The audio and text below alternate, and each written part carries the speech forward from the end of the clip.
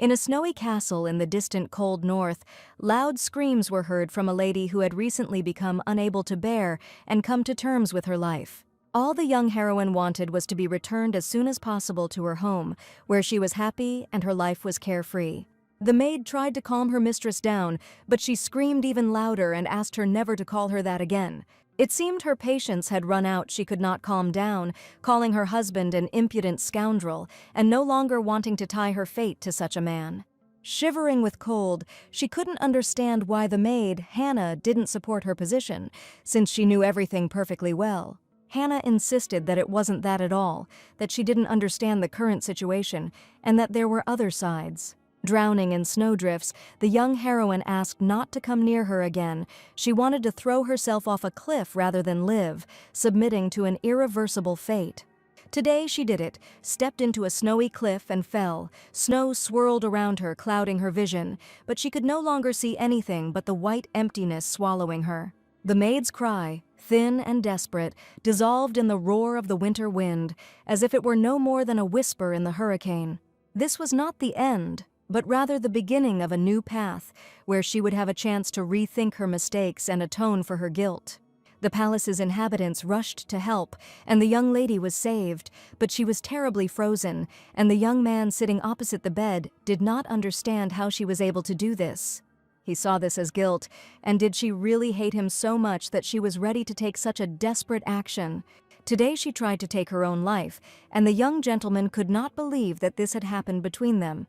The main character's adoptive parents were good and kind people, and she once had a wonderful, loving family. Or rather, she thought so in her childhood, until the little girl's heart was suddenly shattered into pieces.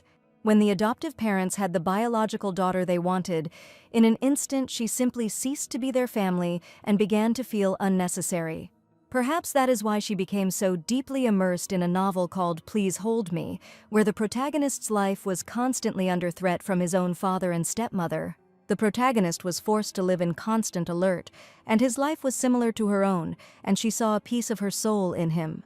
That day, she usually walked along the road and read her favorite novel, suspecting nothing. Suddenly the lights were blinding, the car, the impact, consciousness slipped away, and the last thing she felt was the icy horror penetrating every cell.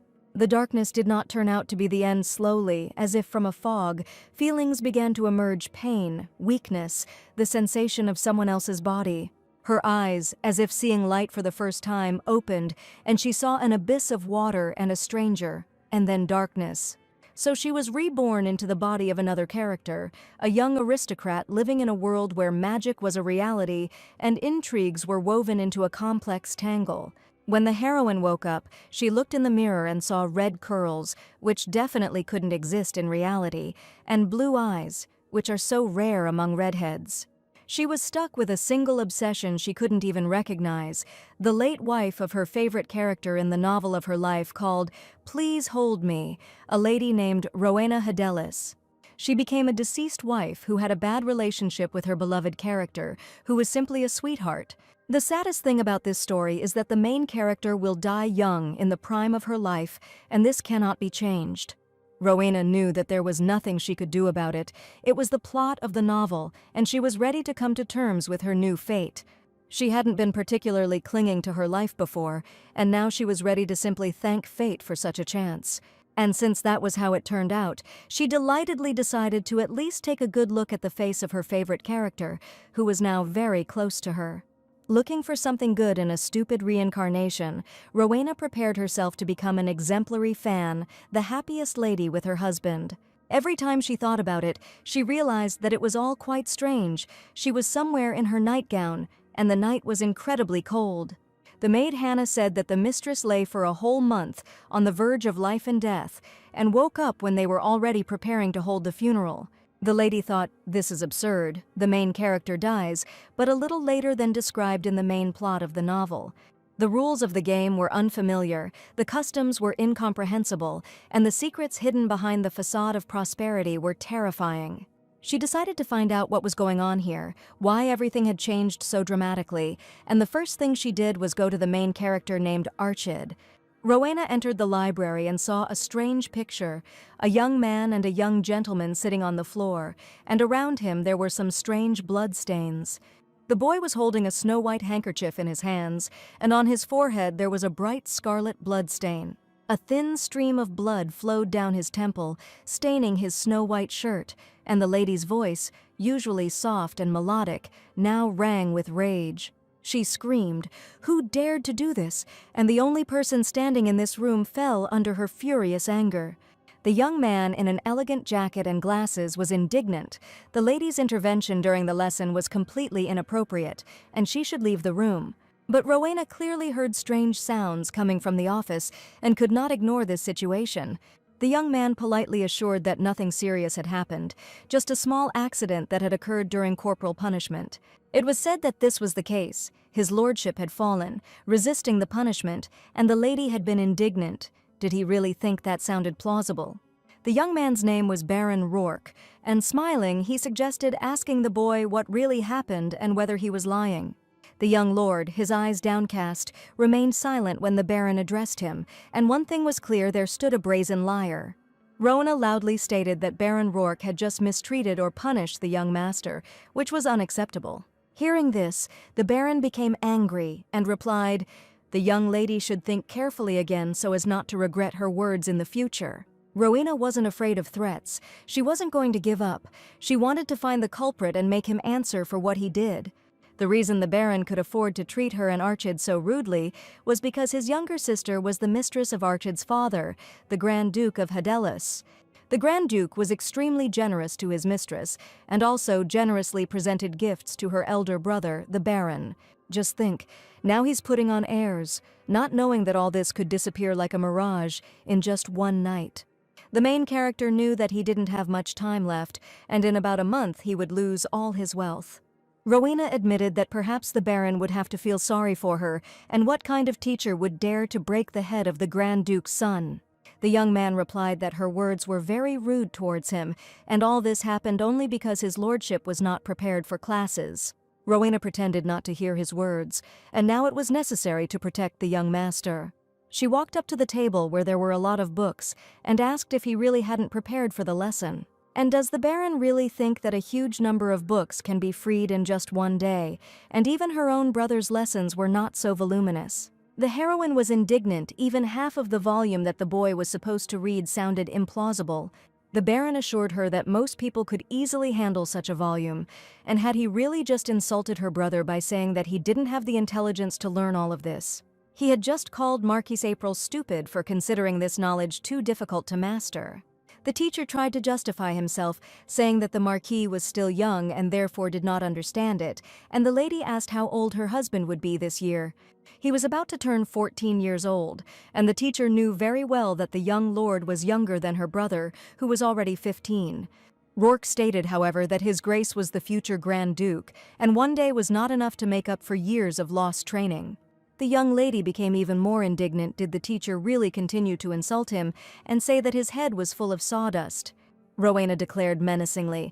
Now she clearly saw that he was the stupid teacher who didn't know his own shortcomings and blamed the student for everything.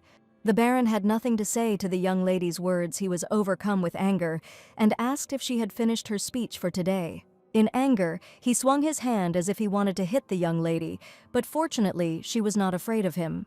Rowena knew that if he even tried to lay a finger on her, he would be banished, and she would show him what true meanness was.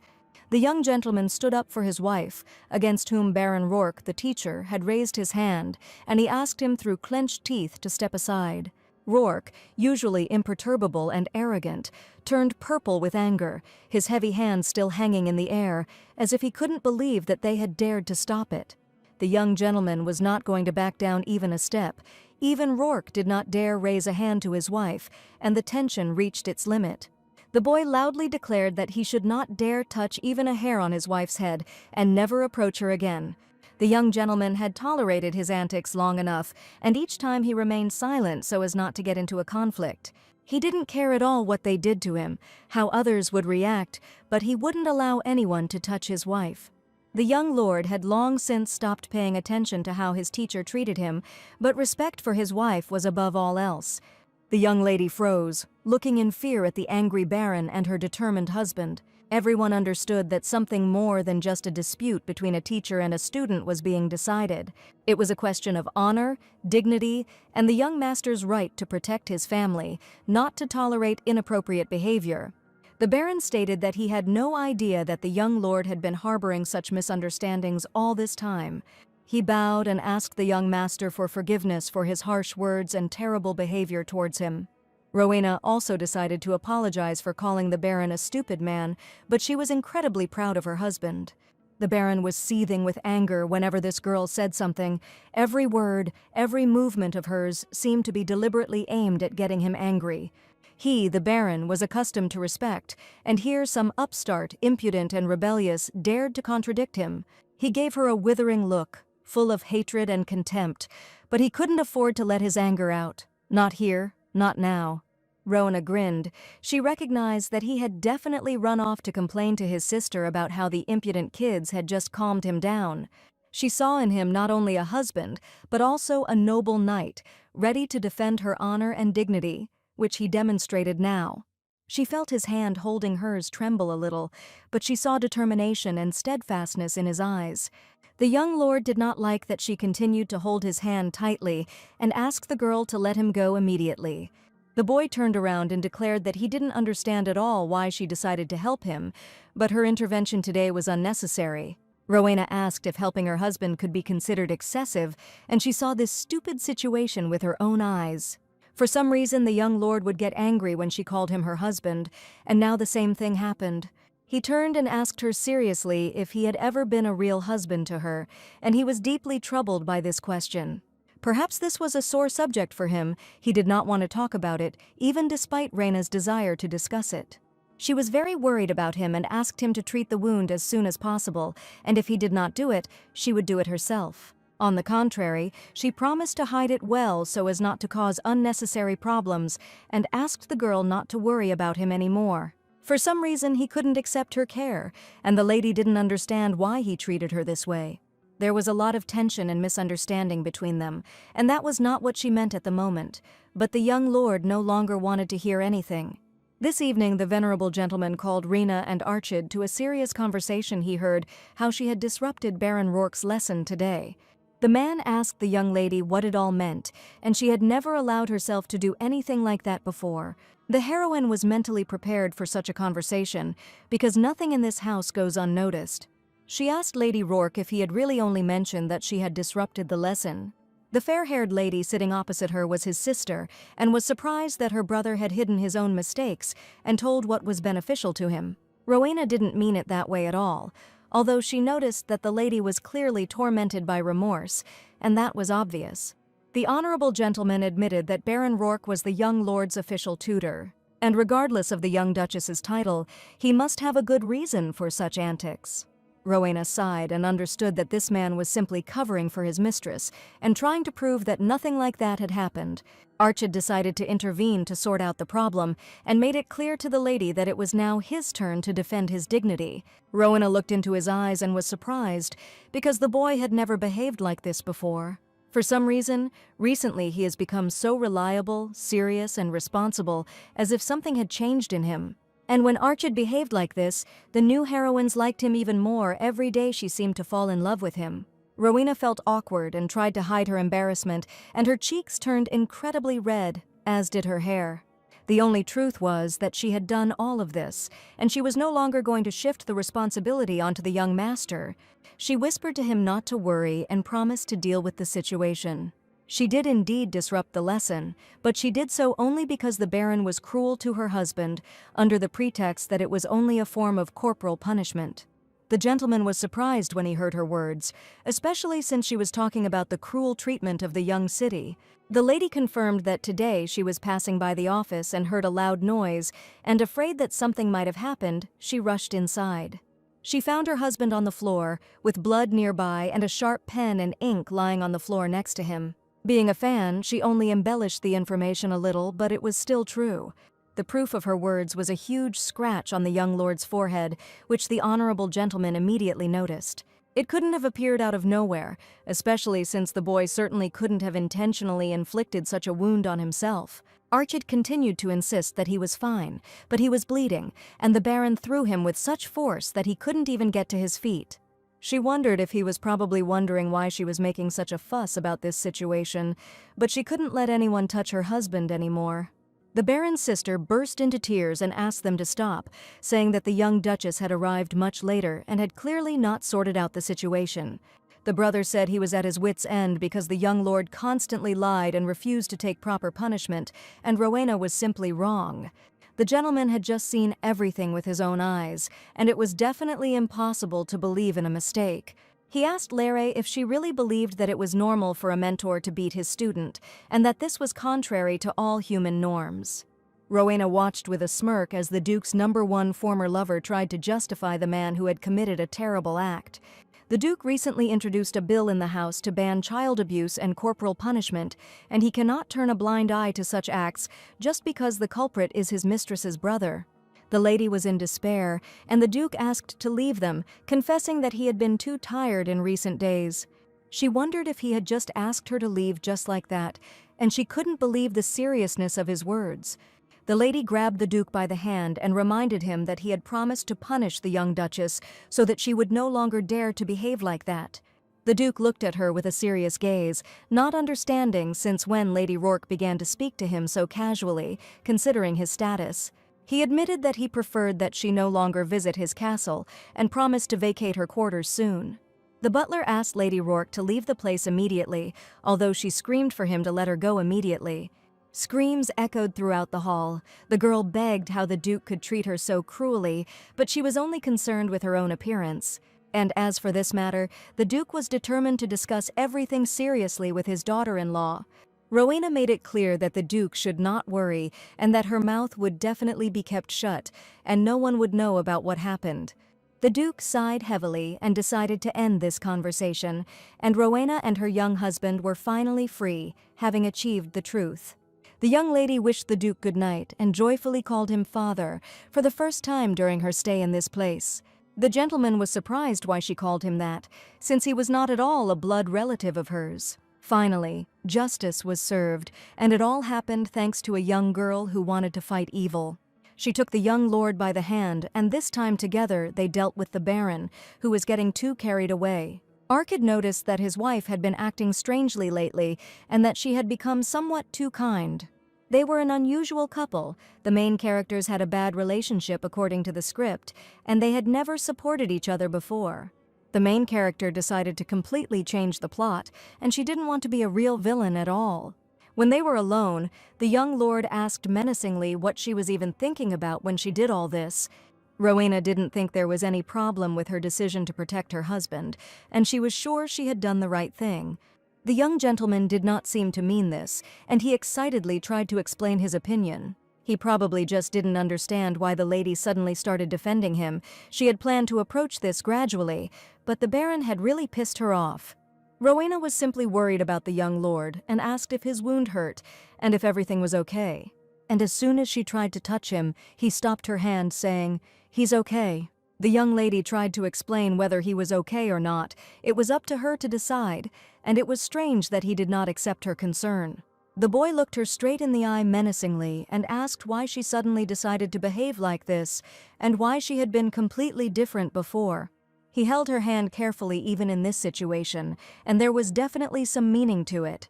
Archid felt a sense of duty towards her. Their relationship was complicated, and the young lady often said that her life went downhill after meeting him. She was angry and asked him never to touch her. She behaved very insolently, threw things and swore constantly. The young lord tried to establish communication, but it was all in vain, and this girl was a real monster, assuring that she never wanted to marry someone like him. Because Rowena had always caused a lot of trouble before she moved in. If she denied ever hating him now, it would only raise more suspicions. With sadness in her eyes, she admitted that it was true, and she really did hate the young lord. Now she wanted to change everything. She was a completely different person, and she did not wish him harm. Rowena said confidently that there was no more hatred, and she would be very grateful if he would just take her at her word. Arkid spoke with pain in his soul. Did she really not try to drown herself because of her hatred for him? And these actions were very difficult for him. And it all happened because she married a bastard and never wanted to be near him, and even more so, she did not see him live a happy family life. Although the heroine became Rohena, the fact that she despised the young lord all this time still remains a fact. She really tried to end it all, tried to drown herself so as to never be near him again. When Archid saw her fall into the water, he experienced the most terrible sensations in his life, and probably she simply did not understand him. The boy admitted that he could even accept her hatred towards him, but he still can't get over the fact that she tried to commit suicide. There was pain in his voice, and he wanted to know how long the young lady was going to make him suffer and experience mental anguish. The boy was in incredible pain, discomfort, and no matter what words she tried to talk to him with, his heart was tightly closed. He only quietly asked her not to mislead him again, as had happened today, and made it clear to her that she should not pry into his soul. The previous heroine would never have understood his suffering, but Rowena was a completely different person, and she felt everything. Archid walked up to the table and picked up some papers to put an end to this strange story once and for all. Looking at the lady, he promised that he would definitely fulfill her only wish, which she had spoken about earlier. He handed her the documents and asked her to take what she wanted from the very beginning, and before the wedding, this was her only condition. These were documents about the dissolution of marriage. The previous heroine was only thinking about how to quickly dissolve their family union.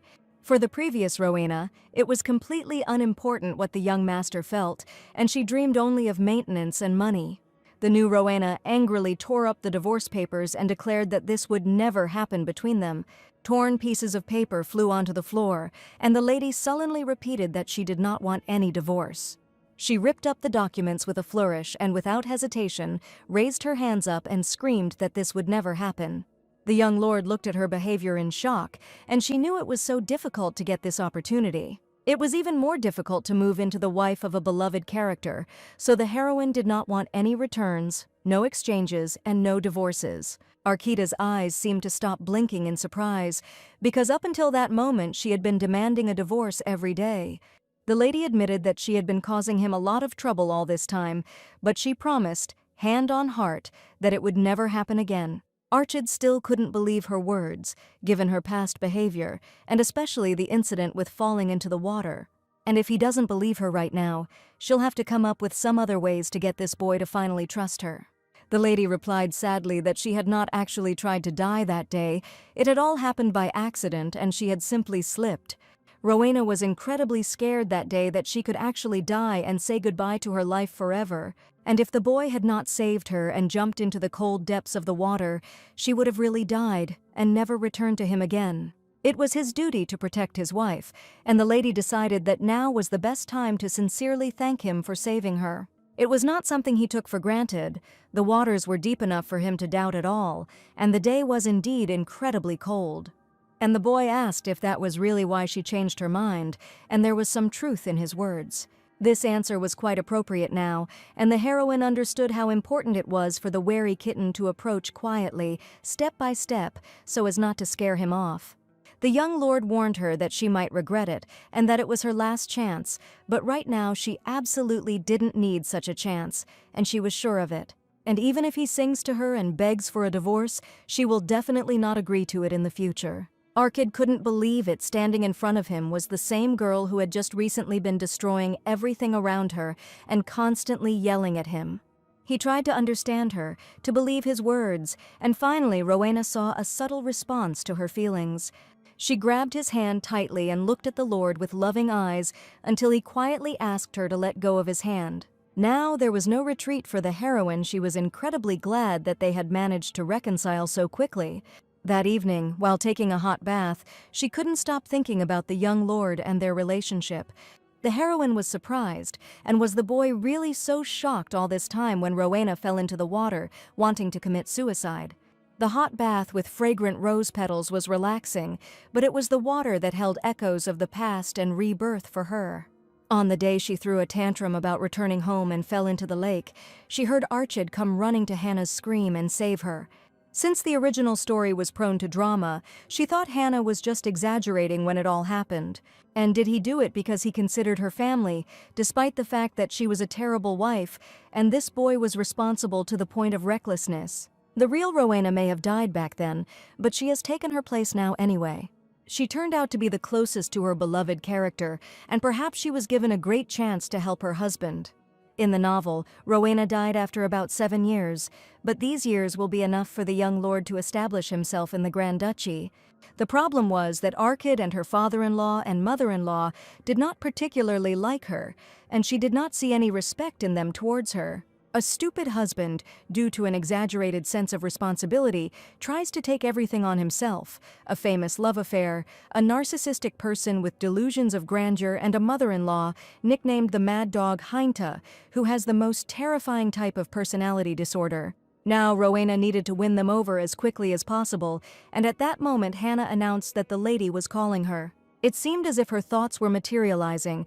As soon as she thought, a great opportunity immediately presented itself.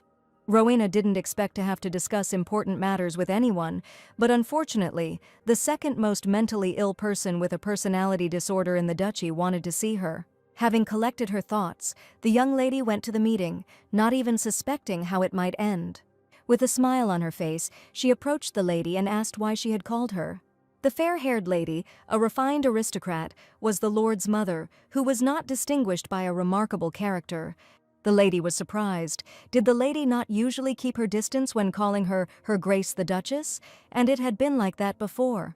The heroine has already called her mother. If she takes her words back now, it will probably be too strange and arouse suspicion. Rowena smiled and replied, she just thought that from now on they should try to become closer, like real relatives.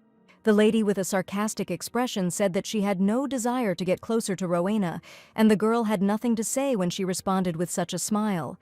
Now the first thing Rowena needed to do was find out the reason why she had called her, and the lady immediately noticed her impatience. The lady said she heard that Lady Rourke was led out of the office in tears that day, and this could not have happened just like that.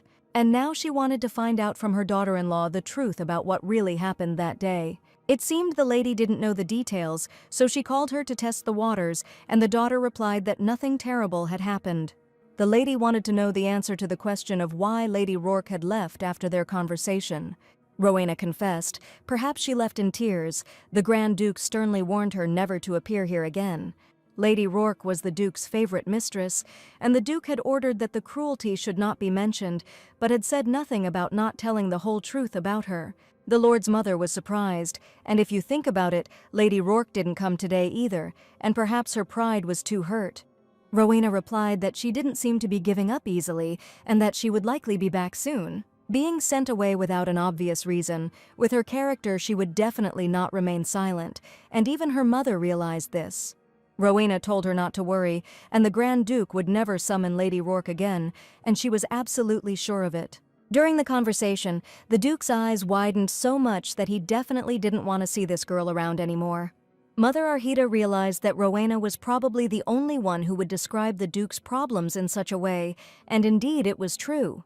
It was an incredible relief. The lady seemed to be in a much better mood now, and she was happy, because Lady Rourke had been a thorn in her side. Her next question was unexpected. She wanted to know if the young lord was unwell. Mother Archita heard that after this incident, the Duke immediately called a doctor. The maid said that he immediately went to his son's room. So the Duke checked Archid's wounds and was now absolutely sure that the Baron had indeed harmed him. He must have been horrified at the sight of bruises all over the boy's body, and in the end, the Baron did more than just hit him on the forehead. The fact that the Baron was immediately dismissed only shows how angry the Grand Duke was, and the lady did not know it yet. Rowena looked down and realized she couldn't just tell her every little detail. She pretended that she was in the young lord's room, and the doctor came to examine her and check if she had any consequences after falling into the water.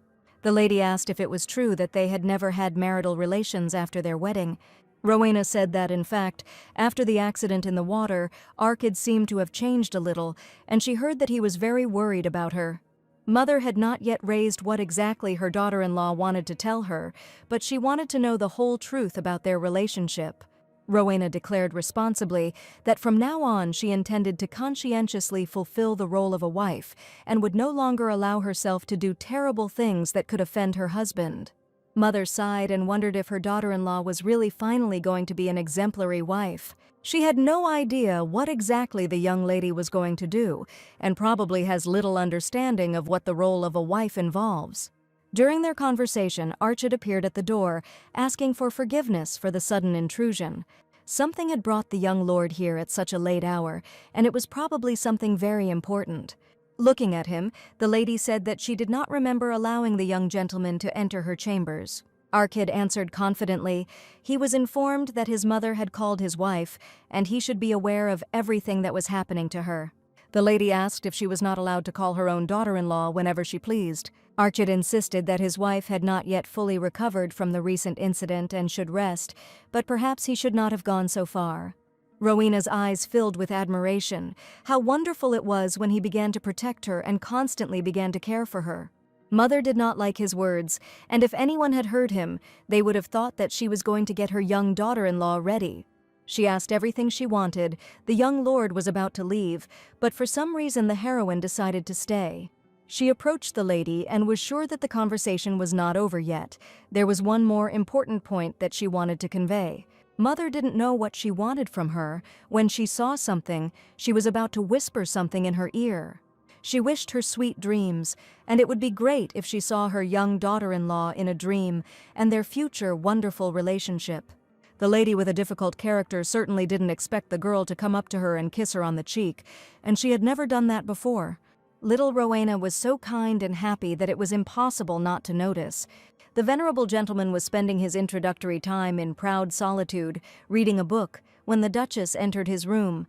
The proud lady turned out to be seriously intent on conversation, and she certainly could not appear in his room at such a late hour. The Duke inquired what had brought Her Grace the Duchess here, putting down his book and wanting to listen to her attentively. The lady was surprised.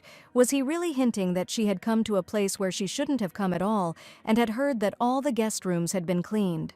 He had previously acted as if he couldn't live without Lady Rourke, but in just one day he had driven her out of the duchy and asked her to vacate her rooms. The gentleman thought that she didn't care about his personal life at all, but for some reason now she came to him and blushed. Indeed, Lady Rourke would never appear in this castle again, and the Duke spoke frankly about it. The Duchess was puzzled as to why he had made such an unexpected decision when he was holding on to this girl with all his might. The young man asked since when she had become interested in his affairs, but she assured him that he had understood everything wrong. In fact, she was interested in every step the Duke took, and of course only when it came to his unexpected failures. The gentleman had no idea that the Duchess was so involved in his affairs, and now everything finally became clear to him. He constantly had to hide something from her, and over the years he simply became tired of everything that happened in this house. The Duchess wanted to know why he broke up with her right in front of the young couple, and he probably didn't do it for no reason. There must certainly have been reasons for this, which the Duke continued to remain silent about.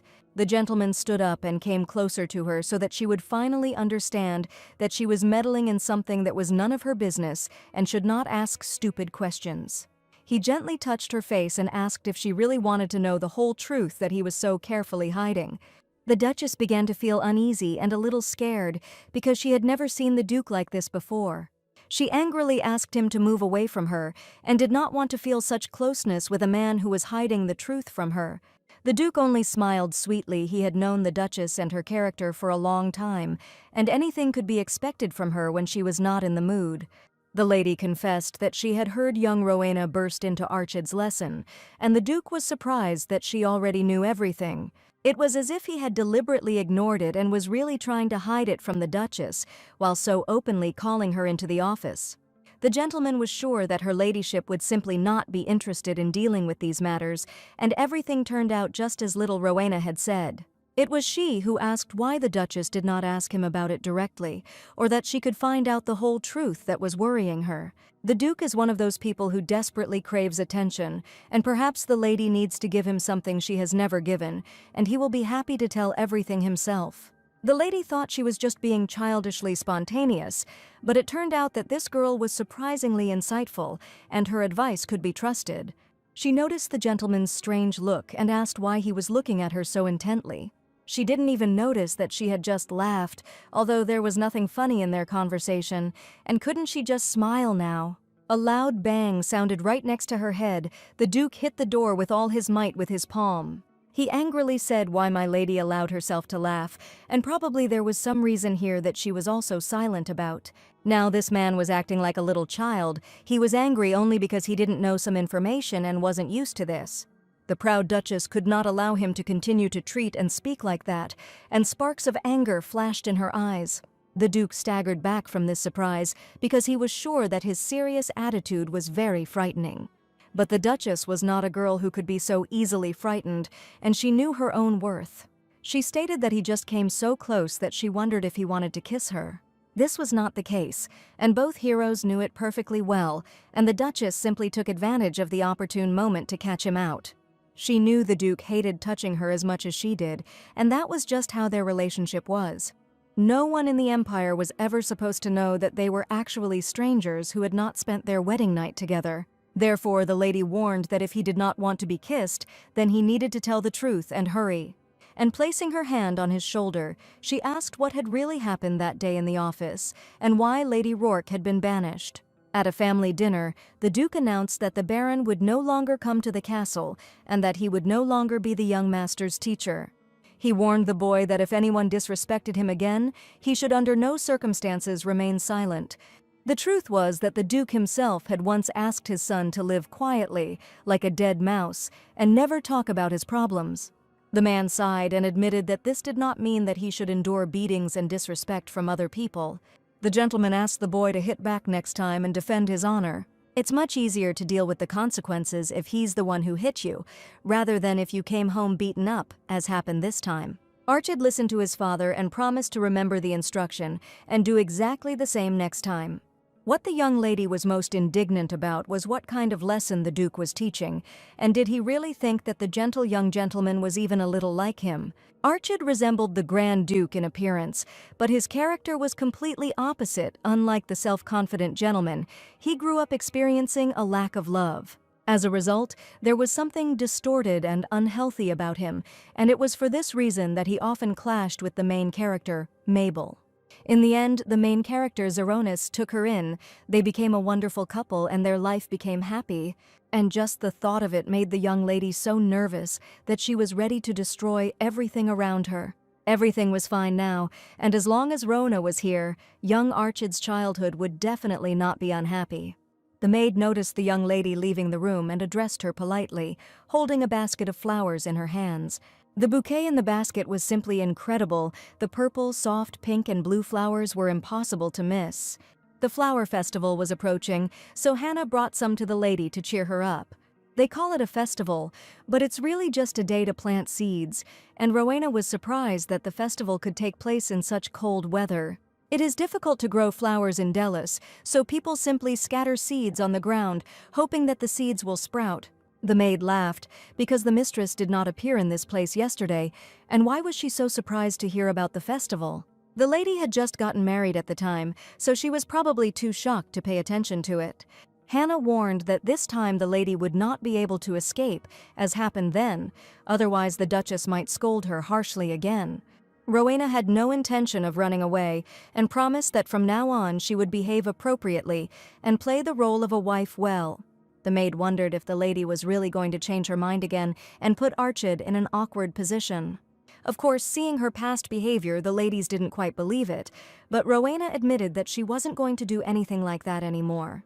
From an early age, the young gentleman was already busy with the affairs of the duchy, so that in the future he would become an excellent and influential ruler.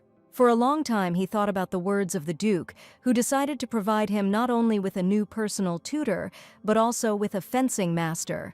He was serious when he said that the young master should fight back and under no circumstances tolerate disdainful treatment, much less beatings.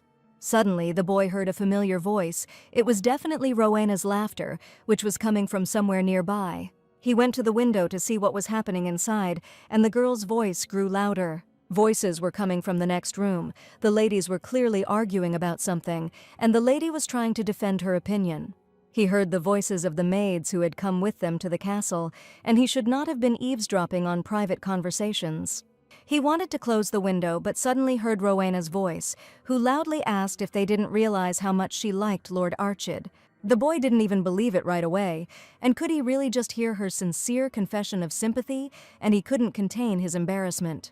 His hands trembled. Archid couldn't believe it was true, given her past behavior. The girl was a wife who claimed to hate him every time she opened her mouth, and they never even had a normal conversation. After Rowena had so easily started calling him my dear husband, this address was strangely disappointing for him. The young gentleman could not understand why she had changed so dramatically, as if a completely different person had moved in with her. And now, when he heard the frank confession, he did not understand at all what his young wife was thinking about. Everything that was happening could not fit together into a single picture in his head, because just recently she wanted to commit suicide. Every day she repeated that she hated him, did not want to live with him, and now she was shouting across the room that she felt strong sympathy for him.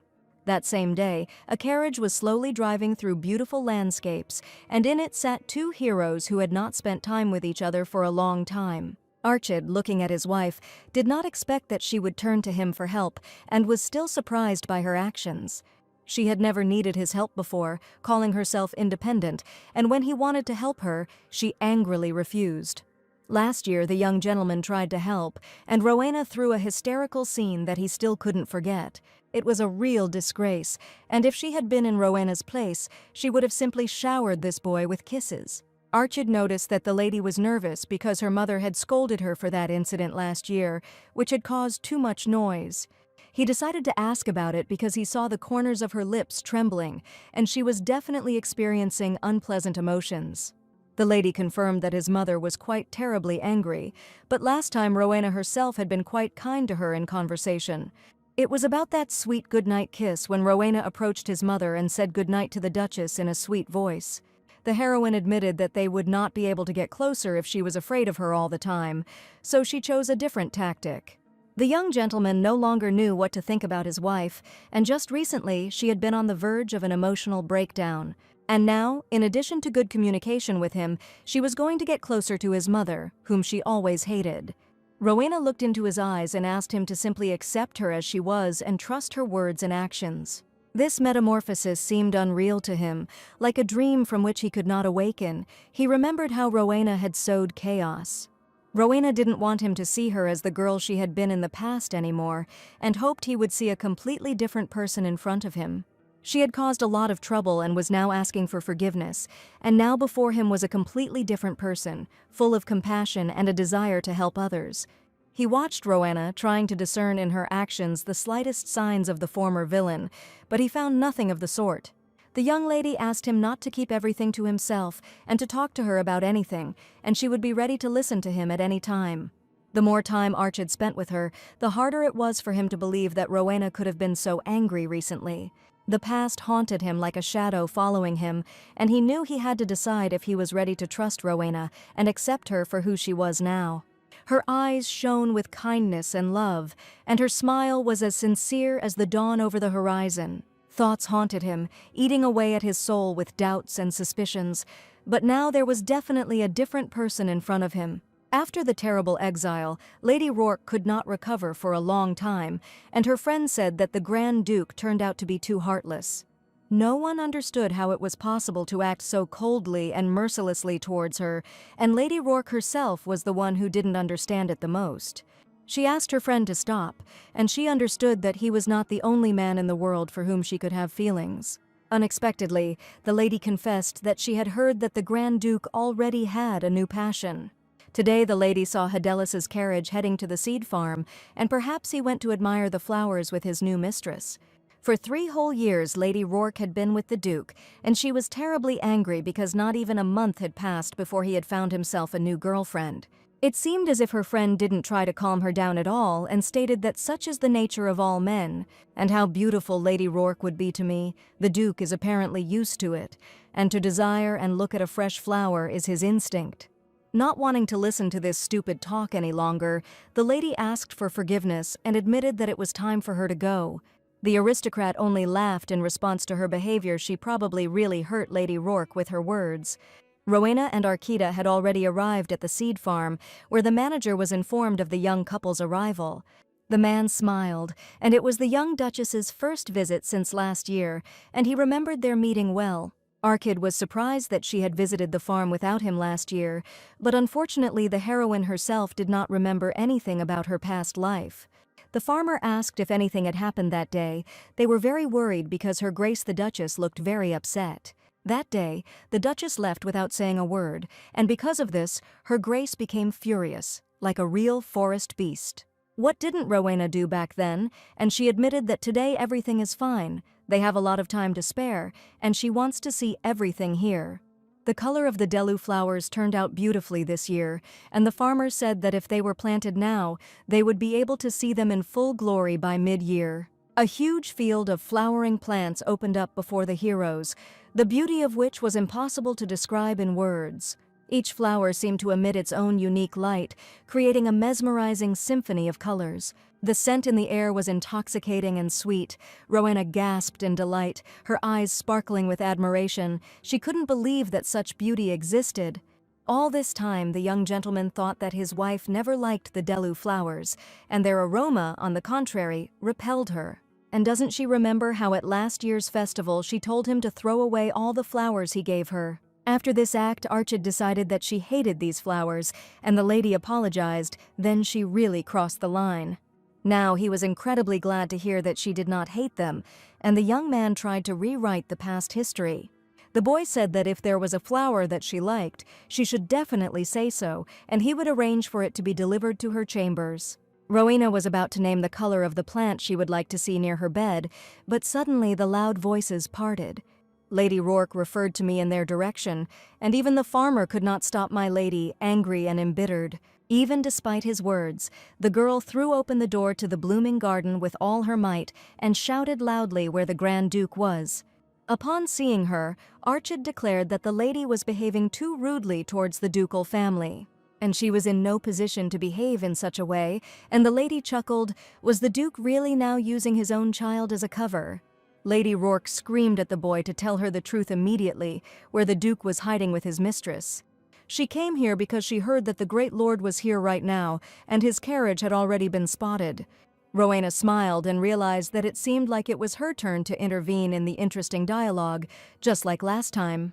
The next second she felt so bad that she could not make out at all who was standing in front of her eyes. Everything seemed to be covered in a thick fog. The images were barely discernible, and the heroine could not understand why she felt this way. She only had time to lean on the shoulder of the young gentleman, who immediately noticed whether his wife was feeling ill. Not even a minute had passed when Rowena suddenly fainted, and fortunately, Archid managed to catch her. A moment ago, she was admiringly gazing at a field of flowers, inhaling the spicy aroma, and now she was lying unconscious on the ground, like a broken doll. Young Archid was frightened. Everything happened too unexpectedly. The boy's heart began to pound wildly in his chest. The carriage carried like the wind to the door of the Duke's castle, and all this time the girl did not come to her senses. Archid carried the unconscious Rowena on his back, and the maids and butler ran out to them with frightened faces. None of them understood what had happened. Archid, without answering, only shook his head and hurried inside the castle. Rowena's face was pale, sweat appeared on her forehead, he touched her cheek, her skin was cold, panic was growing.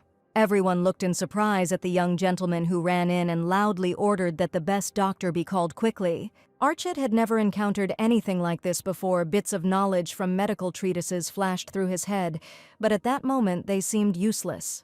He carefully carried Rowena into her chambers and laid her gently on the bed, covering her with a thin blanket, and fortunately, the young lady's life was saved. A doctor appeared. He carefully examined Rowena, asked Archid a few questions, and assured her that she had been saved thanks to the excellent first aid provided by the young gentleman. He assumed she had fainted due to an allergic reaction, but the maid said that couldn't be true and that my lady had never had anything like this before. The symptoms were similar to acute anaphylactic shock. Maybe she went somewhere today where there was too much dust in the air. It was strange. Rowena felt fine in the castle, even during the flowering season, but perhaps her immunity weakened after arriving in the territory of Hadelis. Archid couldn't understand, and her cheeks were rosier than usual, and it even seemed to him that she looked healthier. There were no Delis flowers in April Castle, and the maid said she saw them for the first time when she arrived here. The young gentleman asked if Rowena had had similar symptoms last year, and the doctor decided to check all the records. The maid remembered that she had been sick in exactly the same way last year, but it had been a completely different situation. Although it seemed like a slight ailment at the time, her cheeks were also very red, just like now. Archid asked if it was really the day she left with her mother and returned alone, although the young lady had told him to keep it a secret. Now it became clear to him that the cause of the acute allergy was the Delis flower, and today they were standing near a huge field of blooming flowers. He said the lady had fainted in the field, and if there hadn't been those flowers in the castle, they might never have known about her allergy. And surely there should have been a more thorough examination at least once, but the anchor assured that it was just a slight ailment. Just think, everyone was so negligent that they weren't even able to properly take care of the young lady's health. Archid had come to terms with the fact that the servants ignored him because of his background, but he never thought that they would be indifferent to her. From the very beginning, the boy was wrong to expect her to treat him well simply because he was her husband. And looking menacingly at the doctor, the young gentleman decided not to leave it like that, because the servants were really to blame for his wife's condition. Left alone with Rowena, Archid took her hand in his. Now that the threat had passed, he realized how much he worried about her. He sat down next to Rowena, looking into her pale face and feeling guilty for not having saved her. Soon the lady finally woke up and saw in front of her a boy who had probably fallen asleep from fatigue and who had been next to her all this time. He was fast asleep, holding her hand, and had he really been courting her all night? And even if so, perhaps he simply couldn't leave his wife in that state. Rona already looked much better. Her face was not pale, and she asked if it was already morning. Seeing that she had woken up, the young gentleman jumped up and asked in fear if everything was all right with her and if she felt any pain. At first, she completely lost her sense of smell, which shocked her, but now she felt quite healthy. Looking into his eyes, she noticed his strong concern and sincere emotions that could not be hidden. Perhaps the question was pointless, and it was impossible that her husband would not be worried after she suddenly collapsed. She was very pleased that her idol had been courting her all this time, and she couldn't even dream of such a thing, but now it was as if she found herself in a fairy tale reality. Archid gently touched her forehead to check if she had a fever. She still had a slight fever, and she admitted that she thought she was going to die, but it was strange that it all ended in one day. And what was her surprise when Archid unexpectedly announced that 10 whole days had already passed since that moment. So it was not surprising that all these days he was very worried about her and could not leave her alone. His wife almost died again. She lay unconscious for many days, and how could he not worry? The agony that the young gentleman experienced while spending those 10 days at her bedside was simply unimaginable, and she could hardly imagine it. She did not come to her senses. He was constantly afraid of the worst, that she would never wake up again. The boy admitted that if something had gone wrong, he wouldn't have been able to imagine what he would have done next, or how he would have lived without his wife. Hearing these words, she firmly took his hand and looked him straight in the eyes, admitting that now everything was completely fine. She didn't die, she was alive next to him, nothing happened, and she is here, right in front of him. All these days the boy experienced mental torment, and terrible thoughts swirled in his head every day from morning until evening. Now he saw her alive, awake, and she was right, and to think that Rowena had really made him go through all this again. She wanted to find out why she had fainted that day in the flower field, and why she had been unconscious for so long. The gentleman told her about his allergy to Delis flowers, but she was surprised, because these flowers grow everywhere on the castle grounds. Archid asked her not to pretend she didn't know anything, and last year she fainted from something similar in exactly the same way. It's surprising, but how did Rowena even survive here? And if you think about it, in history, Archid always remembered his late wife when she saw the Delis flowers.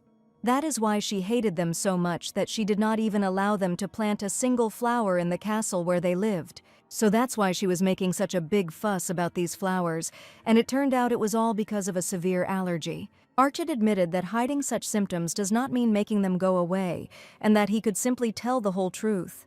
And now he couldn't understand why Rowena couldn't just tell him everything, and whether it was all because of him. The boy was tormented by doubts that he was an unreliable husband, and it was for this reason that his wife had not opened up to him before. The young lady tried to make him understand that this was not the case at all, and she did not want him to feel guilty. The heroine asked for forgiveness and promised not to tell him everything, even the smallest details, and she no longer intended to hide anything. In response, the boy promised to try his best to be the most wonderful husband in the world, someone one could always rely on. And looking into each other's eyes, they made a mutual vow to become the most beautiful couple in the world, and from now on to live in love and trust. Lady Rourke had not had the most pleasant day today, and she did not even expect that fate had prepared such a meeting for her. Opposite her sat the Duchess. The girl was trembling violently when she personally came to visit her, and the lady asked if she was not glad to see her. The Duchess heard that the girl behaved arrogantly in front of the children, and her son asked his mother for help for the first time so that justice would prevail. He asked his mother to make sure that Lady Rourke never appeared before his wife again. It was the first time that the child, who usually couldn't even meet her eyes, asked the Duchess for something with such a serious, self-assured look. The lady heard that Lady Rourke had recently dared to behave inappropriately with the young ducal trait. Naturally, Lady Rourke was afraid of the Duchess, and she wanted her to leave the territory of Hedelis immediately. As soon as Rowena felt better, she met with the maids, and they bombarded her with questions about how a lady could do such a thing. And did the mistress not think at all about the maids who were worried about her? But Hannah replied that she did not want to get sick at all. It all happened because of the quack doctor. If he had diagnosed the lady correctly when she fell ill last year, she wouldn't be wandering around in a semi-conscious state now. Hannah thought it was wonderful that Lord Archett had invited a good doctor to treat her, and they had finally managed to find out the cause. Even Rowena herself could not have imagined that her husband would go to the Grand Duke to ask for help for her. This was the first time something like this had happened, and it seemed like the young Duke was the only one who truly cared about Rowan. One of the maids laughed, because just now Vivian herself had grumbled that the young master was very cold with his wife. Vivian asked Shuri to shut up immediately, and in any case it was great that the new doctor was so attentive. The heroine thought the flower festival was about to take place, and the Grand Duchess must be in a terrible mood since she had so much work. The maids were already discussing what seeds to plant for the flower festival, and this task was too much of a hassle. Vivian admitted that her friend had absolutely no taste, and if so, she could just go and plant some regular dandelion seeds. Perhaps it was a great idea, and Rowena jumped out of bed and ran to the Duchess, but the maid heard that she went to the seed farm today. Looking out the window, she saw that a carriage had just pulled up to the Duke's castle, and the Duchess should have been in it. As the saying goes, strike while the iron is hot, and Rowena realized that now she had a great chance. From the second floor, she loudly shouted the word "Mother" and saw the Duchess enter the living room. The lady was probably not yet accustomed to being addressed in this way, and before Rowena had only called her Her Grace the Duchess, and they had never been so close. The heroine only wanted to wish him a pleasant return, but it turned out that her body was still weak. And tripping over her own dress, she tumbled head over heels down the stairs, straight to the Duchess's feet. The fall could be described as incredibly stupid, and how could one trip over the hem of one's own dress? The Duchess noted the noisy greeting, but fortunately the girl fell right into her arms, just like a puppy waiting for its owner to return. The little slippers were lying on the stairs, but Rowena, standing barefoot in front of the lady, still greeted her. The lady asked what had come over her and why she had caused such a fuss. The heroine wanted to discuss something about the flower festival, and the Duchess sighed heavily, as if the topic was completely unimportant to her. She invited the lady to go with her, and Rowena heard that her mother was very worried about her allergies. The Duchess was incredibly angry when she heard this, because she had strictly forbidden all the maids to tell this information. Last year, the lady managed just fine on her own, but if Rowena were to help her now, it could be even more tiring for her. The lady knew how to hit where it hurt, and Rowena begged like a little child that he simply wanted to help her too. In fact, she had a wonderful idea that she wanted to tell the Duchess, which is why she met with her. Rowena has heard that quite a few are sold each year, but very few people actually plant them, and everyone finds planting a very troublesome task. The idea was to plant flowers in the sky instead of on the ground, which had never been done before. To the Duchess, this sounded like ridiculous nonsense, and it was impossible to plant flowers in the air that should grow in the ground. Rowena came up with something interesting. You can put seeds in lanterns and launch them, and at the same time create memories. And the Delis flowers come in rainbow shades, and you can make lanterns of different colors to match. The Duchess was surprised and didn't even think that the young lady cared so much about the territory of the duchy. She was especially inspired by the idea of planting flowers, and was sure that the young lady would make a scene and demand that everything be burned and the beautiful plants be gotten rid of. Everything was fine, and she just didn't show up there so as not to faint again from a severe allergy. It was wrong to ban the magnificent flowers that everyone loved just because the lady had an intolerance to their pollen. The Duchess actually thought about this proposal because the flowers could not be planted due to the young lady's strong reaction. She promised to discuss this with her vassals, and from her concerned face one could tell that she cared. The lady saw that the word mother had finally stuck to the young daughter-in-law's tongue, and their pleasant conversation was over for today. Rowena came out after a satisfactory conversation and was just met by the young master.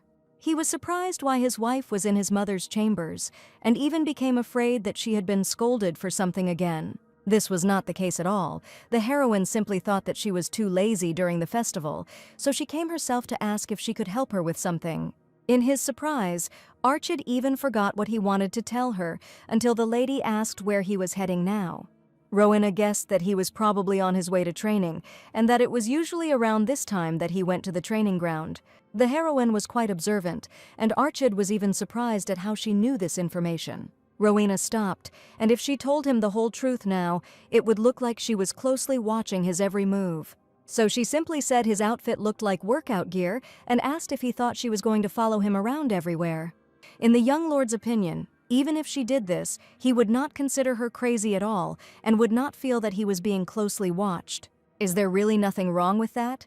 And would the young master really be shocked if his wife did whatever she wanted? For example, she would happily greet him every morning and evening, and his photographs would be everywhere in her room. She was ready to watch the daily life of her idol every minute, every hour, sighing with delight. The mere thought of it made the young lady's stomach clench, and she was pleased to think that she was the only one who knew it. The flower festival was very crowded, and it took place during the warmest season, with people coming from far and wide just to attend. A special celebration has been prepared for the children, and Rowena decided to attend this rare event with her young husband, asking him to join her. Archid immediately agreed as soon as she extended her hand to him, and this was the beginning of a new family life. They never appeared in public on good terms, and what happened before was simply terrible. At the festival, a separate room was set aside for children, where the children of respectable aristocrats were kept. When Rowena and the young master entered the room, all the children stared at them, wondering if it was because Archid was the one accompanying her. The pink-haired young lady greeted Rowena, and she was probably familiar with the girl. When Rowena was still a villain, it was this lady and she who together mocked Archid, and even one of them poured water right in his face. She looked like a normal, sweet girl, but in reality, she and Rowena were perfect allies for causing trouble for other people. At one of the balls, the villain Rowena persuaded her friend to deliberately pour a whole glass of water on her husband. His clothes were all wet, and the girls laughed, wondering if the young gentleman really planned to enter the reception hall looking like this, thereby disappointing His Grace the Grand Duke. They laughed loudly, mocking the boy, who in such a form would certainly become a laughingstock for respectable people. Then Rowena did everything out of spite, just to irritate Archid, but each time he defended the city, despite her villainous tricks. And even that evening, when his clothes were completely wet and his hair was disheveled, he still went out to see the guests in that state. At that moment, Rowena was simply angry at Archida for pulling away from her without any explanation, and his reaction was boring after all that teasing. Seeing her friend, the young lady approached Rowena and asked if everything extra was okay. She saw changes in her. Rowena was not like herself, and asked if her weakness had been exposed. The lady angrily tugged at her hand, and the pink-haired girl didn't even expect that her villainous friend could do such a thing.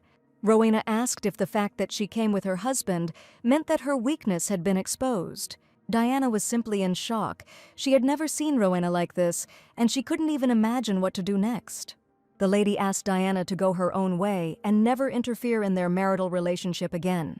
Rowena didn't plan on being friends with her anymore anyway, given their antics, and Arkid couldn't believe she was really going to abandon her like that. Now he really saw that his wife had changed a lot, and before she would never have left Diana. And now, for Rowena, their relationship was a priority, not the insidious crimes with her former friend Diana. The young gentleman became embarrassed, his cheeks and ears turned red, and he turned away, even asking his wife for forgiveness. The guests rejoiced and celebrated the event, had pleasant conversations, and joyful voices echoed throughout the hall. Diana decided to turn to the young master because she had absolutely no idea what was going on. She continued to look at him angrily, and Arkid asked if something had happened. Diana angrily asked what he had done to Rowena, and she had never treated her friend that way before. Perhaps she spoke as if the young lord had actually done something to her, and Rowena was not like her usual self. The boy smiled and asked if she really believed he had discovered some weakness in his wife. The reason he had turned a blind eye to Diane's behavior until now was simply because she was Rowena's best friend. Diana was indignant, believing that she was still her best friend, and it could not be otherwise. Now Arkida was sure that his wife had spoken differently, and that he and Diana would definitely never become best friends again. Diana could not believe that their friendship was over for some reason, and that the young gentleman was now nothing like the man she knew. He stated that the fact that the lady had been ignoring him all this time and subtly hinting at her superiority had not gone unnoticed. From such persistence and unexpectedness, Diana stumbled and fell to the floor, and before this boy was a weakling, whom she constantly bullied. Now, standing in front of her was a self-confident boy who promised to tolerate her rudeness just for today. And before his wife returns, Diana needs to disappear from his eyes and never come near them again. At that moment, Rowena saw something was happening and approached her husband and ex-girlfriend. Diana began to cry and asked the girl to listen to what the young gentleman had just done to her. Rowena answered exactly the same as her husband, and Diana saw that she really was no longer her friend.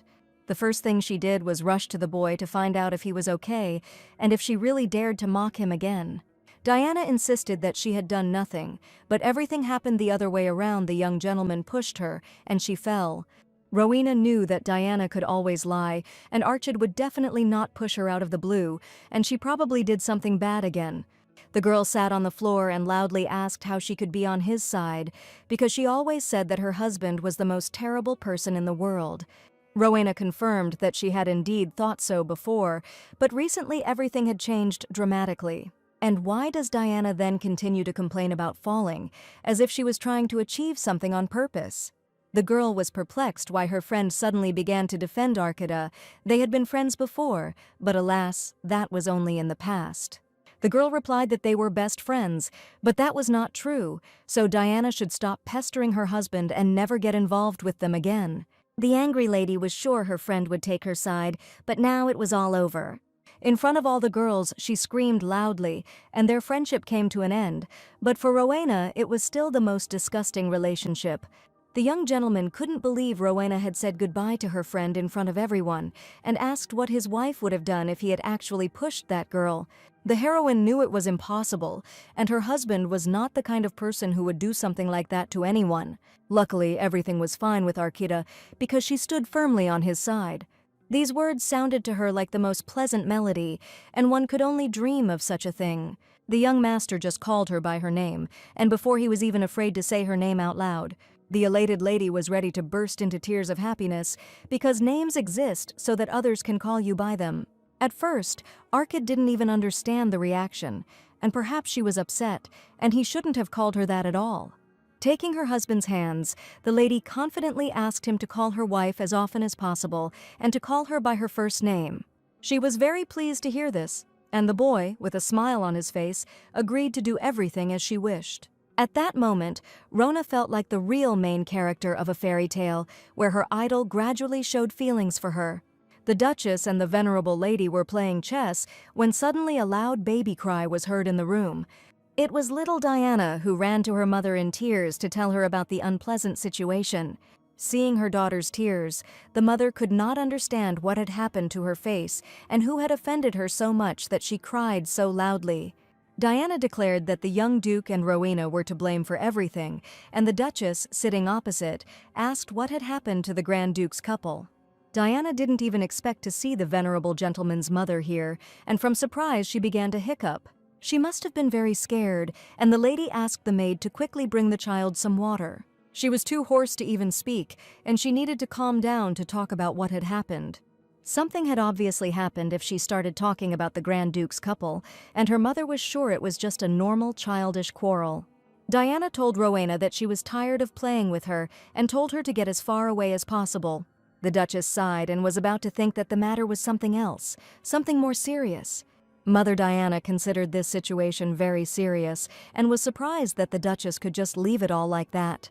She herself said that children can quarrel among themselves, and even if so, it is just children's things, but so that they do not grow up spoiled, he needs to be taught a lesson. Moving the chess pieces, the Duchess replied that only those who have the right to do so can give advice. And if anyone is acting spoiled, it is Countess Rake and her foolish little daughter who allows herself too much. The Countess did not expect the Duchess to tell her the unexpected truth to her face, that she was behaving arrogantly. There was one winner in this game. The Duchess put the Countess in checkmate, and this was quite expected. She decided to leave. The chess opponent was too boring, and the Duchess did not want to be alone with this lady anymore. Countess Rake understood perfectly well that it was very important for her to have connections with the Duchess, and she could not let her go just like that. There was a broken glass of water lying on the floor, and the Countess was so angry that she could not contain her anger. Diana continued to hiccup, and her mother shouted to her daughter when she would finally stop hiccuping, and it all happened because of her.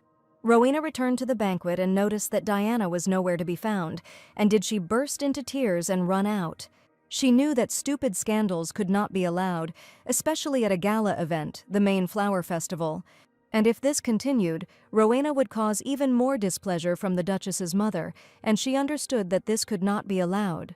To tell you a secret, the heroine had one more ace up her sleeve, which she was going to use right now. She walked up to the table and threw down the colorful stones, the jewelry she had bought last time. It was a playset called Petra, and Rowena had prepared it especially to entertain today's guests. One of the boys was indignant. This is a game for commoners, and why was it necessary to bring something like this to an aristocratic banquet? They hadn't even started playing yet. One of the heroes had already disturbed the peace, while the other children decided to give it a try. The young gentleman had already played this game once, and also wanted to play with pleasure, and Rowena suggested that the three of them have an exciting battle. The boy said that it turned out that the young lady had been taught by the young Grand Duke, and he had guessed why she was fascinated by such a strange game. It was unclear what he meant by these words, and Rowena glared at the rule breaker. The young man admitted that he was merely expressing concern, and after all, using precious stones for a commoner's game was completely inappropriate. The lady was indignant. Was he really mocking the ducal house now? And now she had her own rules. She asked if he was implying that their situation was so dire that they would even spare the jewels for the game. The boy tried to justify himself, saying that the Duke was simply well acquainted with the games of commoners, but it seemed that he was now mocking his husband's origins. This was completely unpopular until the boy tried to prove that this was not what he meant at all. Now she had to put him in his place, and the young gentleman even asked for forgiveness, and the lady did not want to have her mood spoiled again. Sighing, she admitted that she hadn't brought it just for the commoners to play with, and called her maid. There was something else prepared for the young guests, and Hannah brought out a cart with some boxes for her mistress. These were gifts for all the distinguished guests present here today, and the children were not expecting this at all. Each box contained 5 small precious stones, sparkling with a dazzling shine. The boy was surprised that the lady was really going to give jewelry to all the children present. Of course, she had long thought out her plan, and whoever dismissed it as a game for commoners obviously didn't need it. The boy's hands began to shake. He understood that his position was now too precarious, and he had indeed said something stupid. All the children were captivated by the interesting game. Everyone got precious stones, and the round went on after round. Arkad noted that his wife was quite experienced in this game, but Rowena assured that she simply grasped the information quickly. The cheerful maids taught her to play an entertaining game, and Archytas was pleased to see how openly she communicated with the servants. With him, she wanted to be just as open and sincere, and she honestly admitted it. And even when, in adulthood, the conversation turns to the fulfillment of marital duty, she also wanted to be frank with him. Perhaps these words were too adult for him now, and the young gentleman felt awkward. The heroine overheard the ladies discussing their trip to the seed-sowing festival this year. One of the girls said she arrived as soon as it opened, and the sight of lanterns carrying seeds in the sky was truly beautiful. The organizers made it possible to set directions using mana stones, and it seems that the artifacts of the ducal house are quite amazing. It was just incredible. The seeds were launched straight into the sky, and it turned out that they turned them into real artifacts. Everything turned out much more useful than even Rowena had imagined, and she would like to see it with her own eyes. The young gentleman asked if she also wanted to see such an unusual sowing of seeds. There would certainly be Delis flowers everywhere, and for a lady it could be quite a tiring undertaking, but Archid assured her there was no need to go that far. He knew a place where one could watch the seed release from afar, and was ready to show the magical place to his wife. If you look from afar, then she would be fine. The allergies would not take her by surprise, and it was like asking her out on a date. She happily agreed as soon as she heard such an incredible offer from her husband. With genuine admiration in her eyes, Rowena happily declared that she really wanted to go and see it with him with her own eyes. After the magnificent celebration, the whole family dined at a sumptuously set table, which was full of a variety of treats. The Duke heard that the young lady had suddenly bought a lot of jewelry and wondered if she was going to take up beadwork or something similar. The lady sent out some strange souvenirs from the event for the children of aristocrats. Rowena said that these weren't strange souvenirs, but a game called Petra, and they probably didn't even know about it. The game, popular among the commoners and quite fun, seemed strange to the Duke, because the commoners did not have money to buy jewelry. He really did think like an aristocrat, and admitted that if she had taken on this, she should have made larger jewelry, but their scale turned out to be very small. It wasn't just a coincidence the girl did it because the small stones were incredibly comfortable to hold in her hands. They were small enough to fit children's hands, so that playing the game would be comfortable and interesting. The Duke looked in surprise at little Rowena, who, without any hesitation, decided to show everyone an entertaining game. He even wanted to know how to play it and what the rules are to win it. She offered to show her husband how to play this game because he played it just great at the festival. Archid looked at his wife with bewilderment and was not at all prepared for such a turn of events that now he would have to tell about this game. It was necessary to split into teams and make a bet, but for some reason the Duchess refused and called the game uninteresting. Rowena laughed and asked if the respectable lady was afraid of losing to them, and on the other hand, it was better to avoid the competition than to lose to a child. After these words, they immediately agreed to make a bet, and the Duchess asked the children not to cry afterwards, and what was to be proved was that they were the kind of people who were easily drawn into all sorts of adventures. None of the heroes thought that the Duke and Duchess would be so carried away by the game, competing with small children. Even Rowena noticed how arrogant they became when they finally won. And yet it was incredibly fun, and Arkita had not expected that both of them would play along with them, and so enthusiastically. It seemed like this was the first time the boy had done anything together with them, and he was incredibly happy. He was simply happy to have a good time together, and Rowena immediately understood his emotions. She didn't want him to worry and warned him that this wouldn't be the last time they had such fun together. Archid and Rowena stood on a cliff overlooking a magnificent sight. In the soft light of the sunset, it looked like a swarm of fireflies soaring into the sky, each carrying a tiny spark of life, the promise of new gardens and fields. Rowena watched, mesmerized, her eyes reflecting the flickering lights like two little universes. What upset Rowan most was why there was no camera in this world to capture this incredible beauty forever. She was so embarrassed that she even had to turn away, but the young gentleman asked if he really had something on his face. The embarrassed lady turned and looked at him and declared that she was perfectly fine, but Archid understood everything. In her profile, illuminated by the setting sun, he saw not only the beauty of the present moment, but also echoes of their long journey. A path strewn with both joys and sorrows, like a field where both bright poppies and prickly thistles grow. It was just an incredible day. Rowena woke up in a great mood when the flower festival ended. For some reason, the Duchess decided to invite her, and the girl immediately came to her invitation. She left something on the table and asked the young lady to take it as a token of her gratitude for her help. On the table stood a box with gold bars, shimmering in the sun and speaking of future wealth. It was a reward for the seed dispersal idea, and Rowena hadn't even expected such a huge reward. The Duchess said it was the first time the girl had done something worthy of a Duchess, without even knowing it.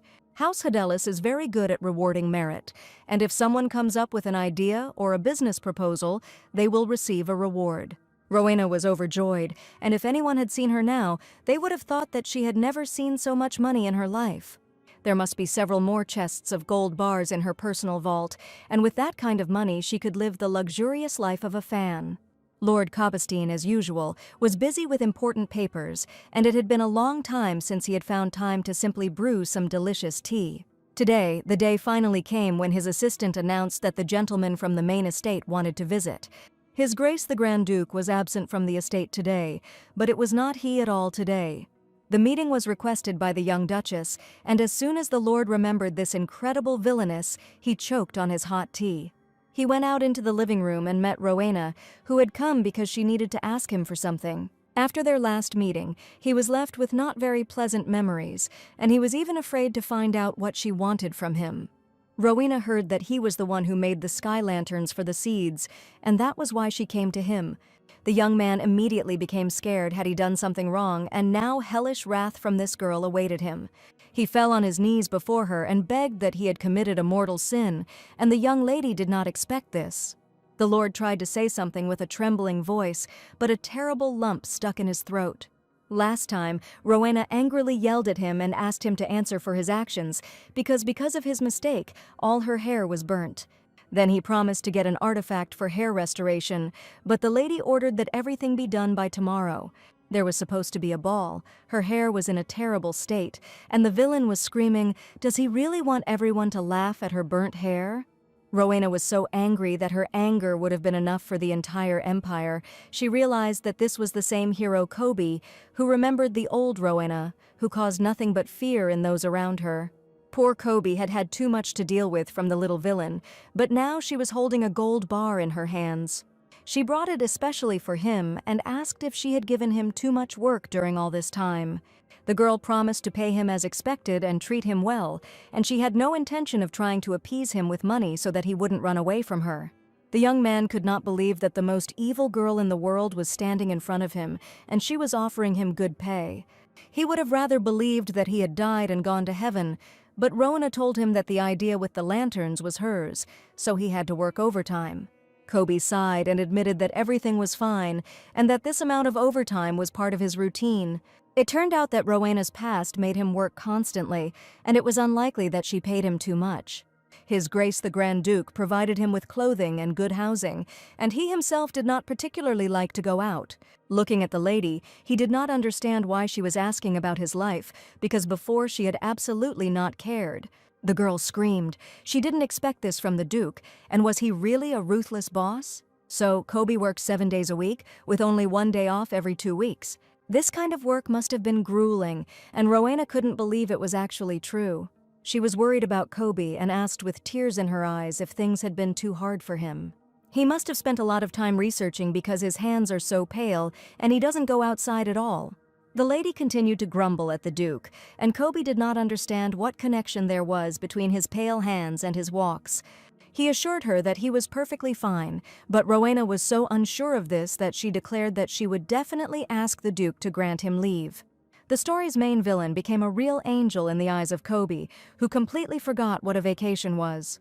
It even seemed to him that an angelic glow appeared around the lady, and he still couldn't believe it. The young lady decided to stage a real protest so that the Duke would finally start treating the servants with full respect. Hannah brought her warm blankets as she sat on the stairs outside his office. She promised to convey a message to his lordship if he returned, but asked her calmly not to bring anything and not to worry. The maid was worried. The lady had just gotten out of bed, but the lady was indignant that if she wrapped herself up too tightly, she would turn into a snowman instead of a person. The maid understood that it was unlikely that anyone would be able to break the stubborn character of the future Duchess, and she would certainly never be able to cope with it. Rowena, wrapped in a blanket, continued to sit on the stairs and asked Hannah to leave her alone for now. The front door opened slightly, and Rowena watched carefully to see if the Grand Duke had returned.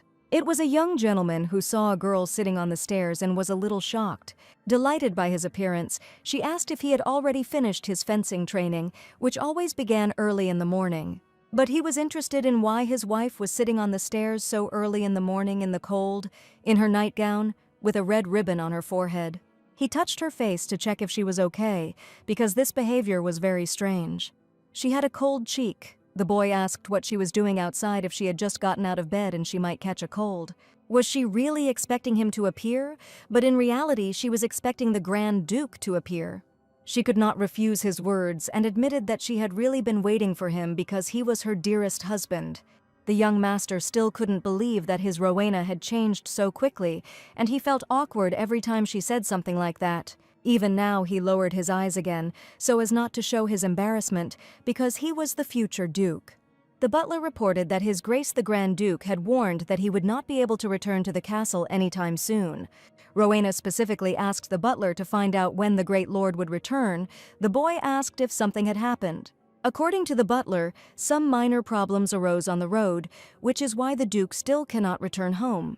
There had been a terrible volcanic eruption on Ice Mountain, and the situation in the area was unstable, so the Duke stayed at a nearby hotel today. The Duchess went on a trip with the Duke, and they decided to spend the night in one of the nearby hotels. She immediately received a letter from Hedelis Castle, and she was most worried that everything was okay there. The main thing was that the children didn't get into trouble and that everything was fine with them, and the letter started off nicely. Archid managed the castle well, and it was just wonderful.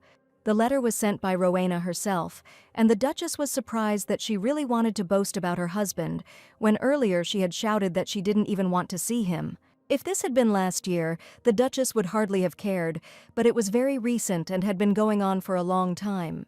The door of her room opened slightly, and the Duchess quickly hid the letter under the blanket. It was the Duke who, for some reason, came into her room, and the lady was very surprised by his behavior. He acted as if he was going to be out all night, and he wondered if he really needed to ask permission to come into her room. The Duke grinned. It seemed that his wife did not care at all that her husband was suffering from the cold all this time, but it was foolish to expect that he would look for her after he himself left. He knew perfectly well that she would react this way, and despite all the years they had spent together, the Duchess still remained cold. Every time she reacted angrily to his statement, and today the same thing happened.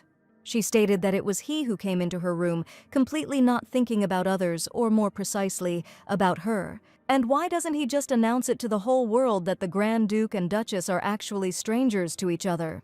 The Duke left because he thought the lady would be uncomfortable with him around, as always happened. She grabbed him by the tie and said, "He left that day, so he should be the one who is uncomfortable now." On their wedding night, the Duchess was left completely alone, and from the very first day they had no intimacy. Pain and despair still reigned in her soul. She was sure that the Duke had no right to accuse her. And continuing to look persistently into his eyes, she asked if, after all these years, he had really decided to go to bed with her, despite everything that had happened between them. The relationship between the Duchess and the Duke was never close, and he was afraid of her like fire, and the Duchess took full advantage of this. Their marriage of convenience had no room for warmth or trust, and the Duke, a timid and weak-willed man, trembled before her sharp mind and imperious character. Her influence on the Duke was enormous, almost hypnotic. He did not dare contradict her in anything, fearing her angry outbursts, which, like a storm, fell upon everyone who dared to go against her will.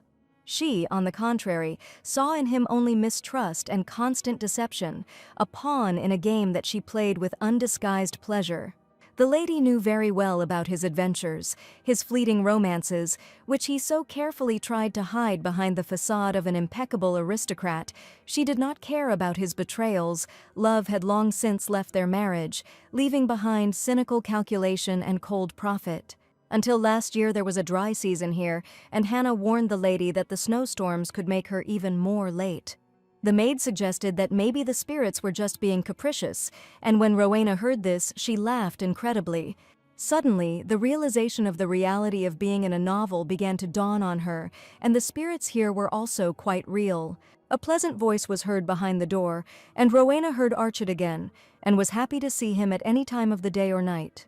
He stood behind the door, her favorite hero of the novel, and she ran to him every time with incredible joy, not hiding her emotions. The boy stood there in his clothes. The lady was wondering where he was going. Archid decided to visit the eastern coal mine, where problems had arisen, and everything needed to be checked.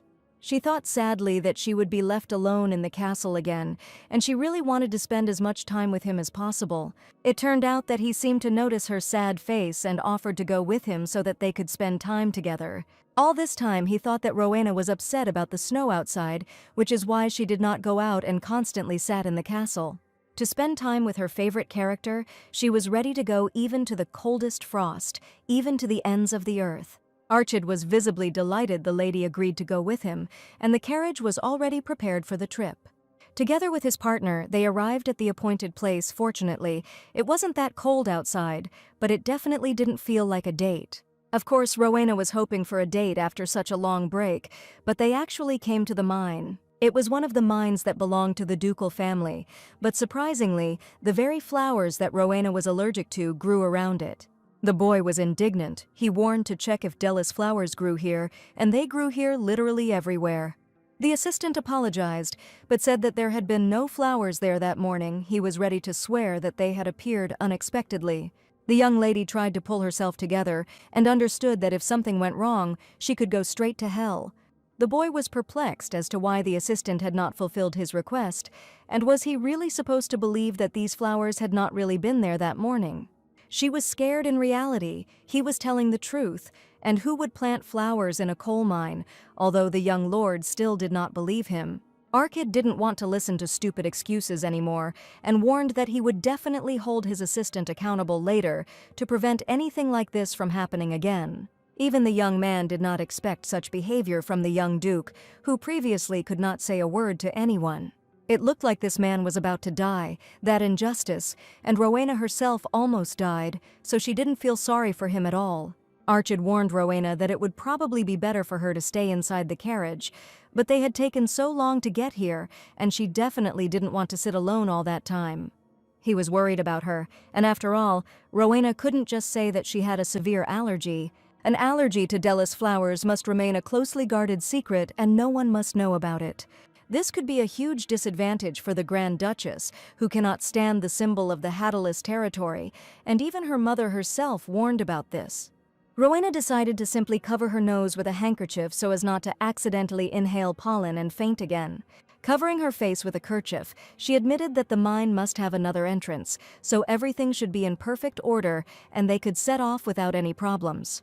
The heroes descended into the mine and saw an incredible sight, something extraordinary, and it was advice, evidence of the high frequency of magical stones. No one had ever found samples of this size before, and the miners who came here every day didn't know anything either. The light appeared suddenly when the ground sank due to a snowstorm. This could be called the work of a spirit, and just this morning I also heard something about spirits. Now she remembered, that time when the land blessed by spirits appeared, and it seemed that land belonged to the Grand Duchess. The young lord suggested that perhaps they had deliberately hidden the find, but the assistant assured him that he could not have engaged in theft on the land of His Grace the Grand Duke.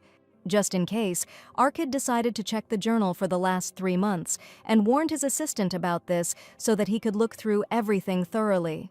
The young lord was indignant the youth had failed to complete the assigned task, but checking the journals was always a necessary procedure, and how difficult could it really be to accomplish? To check the journals, it was necessary to go to the office, and Rowena admired how meticulous and charming her husband was at that moment. If she hadn't learned about the existence of such a huge wormhole with magical stones, she would have suspected something was wrong. Suddenly, the lady felt as if someone was pulling her down hard, and she only managed to scream before Archid turned around and saw something he definitely didn't expect to see. Little Rowena flew into the abyss with the magic stones in the mine. Archid extended his hand, but it was too late. She was already falling down. He tried to reach for her hand, but did it at the last moment, and there was simply no chance of taking her hand. His heart sank as if it had been cut down, and Archid felt genuine soul-chilling fear, and before his eyes flashed the image of Rowena falling. Without thinking, he rushed to the edge of the abyss, trying to make out at least something in the pitch darkness. The smell of damp earth and rot hit his nose, foreshadowing the worst. Rowena slowly opened her eyes. She was alive and saw something in front of her, Delis flowers at the bottom of the cliff. The soft glow of these rare plants enveloped everything around, softening the sharp edges of the rocks and turning the gloomy dungeon into something like a fairy tale garden. Luckily, the fall was incredibly soft, and what I was most afraid of was that I might faint from an allergy to the Delos scrolls.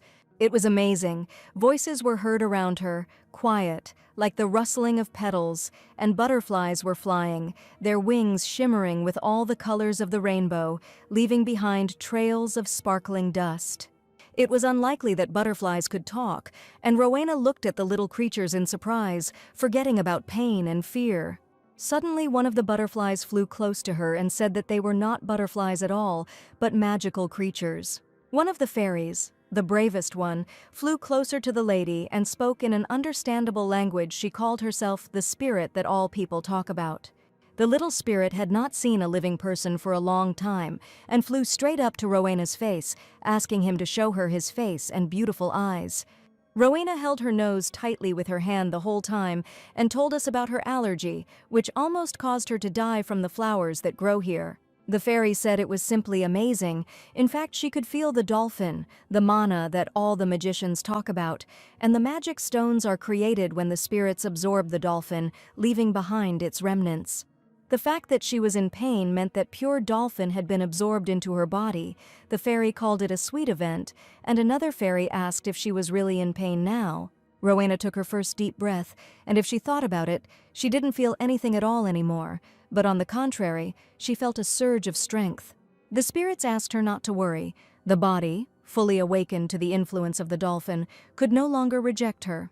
Stretching on a flower, another fairy confessed that they all felt this pain when they were born as spirits, and it was a completely natural phenomenon. Rowena was a human, but her body was filled with dolphin. It was unique, and most importantly, the fairy had never seen such a rich dolphin, and nothing like it. The fairy was delighted that if they made a contract with this girl, then they would be full, and this sounded very tempting. It sounded like a threat, but the fairy said that if she made a contract with them, she would be able to use their power, and that's not all. She could cleanse polluted lands using the dolphin inside her. According to the original plot, it will begin soon, and then the saint will go to the Empire to cleanse them, where fate will bring her together with Zeronis, imprisoned in a polluted area. Rowena thought, everything can change, and if she becomes a spirit mage, then her future will definitely be different, and she will not die. All this time, Archid was looking for Rowena. The knights arrived, but they couldn't even find any traces. It was simply impossible. The boy searched the entire mine, but did not even find a single trace, and Rowena seemed to have disappeared. Several hours had passed, and the knight approached Archid, suggesting that they rest outside for a while and then resume the search. The boy angrily stated that he was really suggesting that they rest when they didn't even know if his wife was alive, and suddenly she was languishing in pain in a ravine. Archid felt very guilty if he hadn't offered to go with her. She would be fine now and would have simply stayed in the castle. Rowena was the first person who trusted him, and he was very worried when something happened. Even if her recent change in behavior was just a girl's whim, it was more than he deserved, and he never tried to expect more. So he couldn't believe that if she disappeared forever, he wouldn't survive it. But suddenly, a blue glow appeared in the depths of the mine. It was her. Archid looked into the distance and couldn't believe it. She was walking safe and sound, as if she hadn't fallen into any ravine at all. The moment seemed unreal, like a dream woven from hope and despair. The darkness seemed to retreat under the onslaught of his amazement and relief. He grabbed her hand as if he was afraid that she might disappear again into the darkness of the mine, as she had done.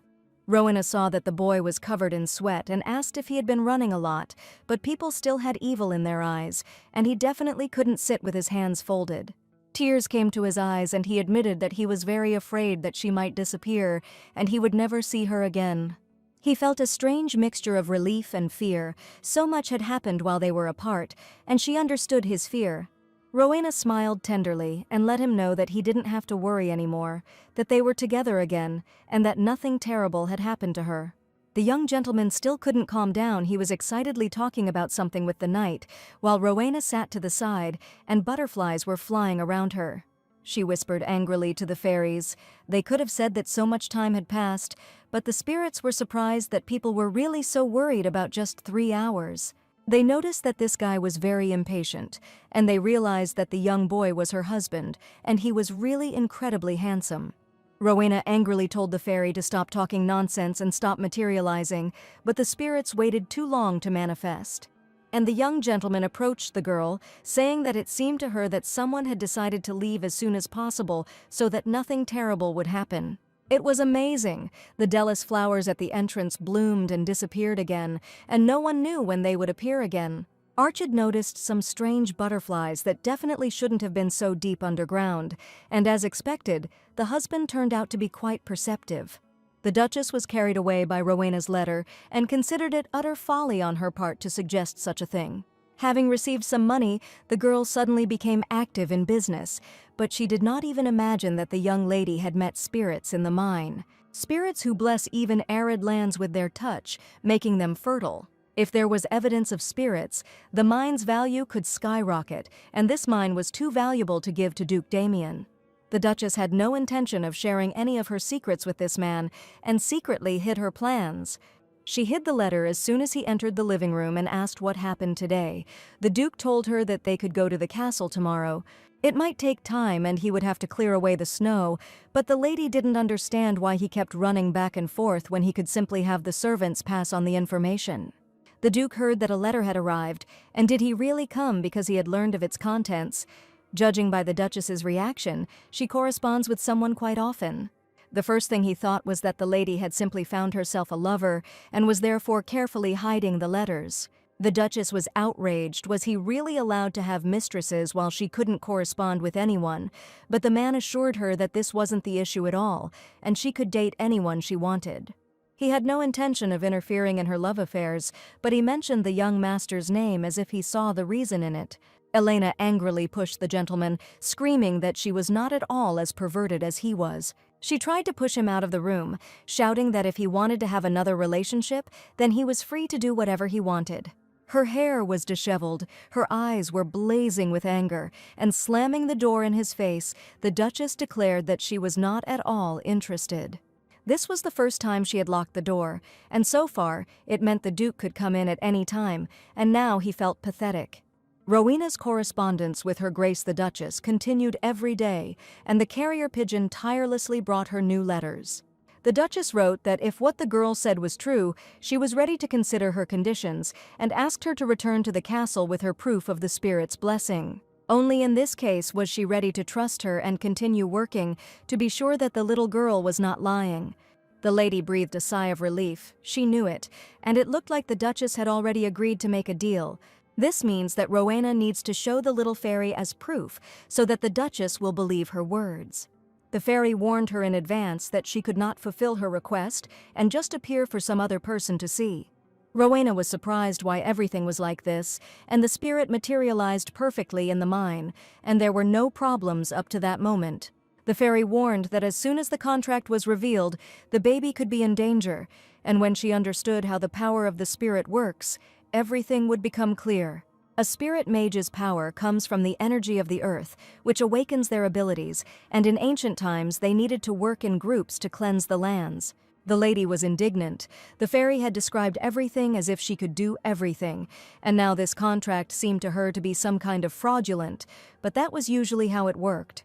The fairy explained that the power of energy is divided between spirit mages. Rowena was the only spirit mage, and it turns out that all the power was concentrated in her. Therefore, it is not worth letting others know that it is the little girl who is the great magician, and the heroine was glad that she finally learned how important she was.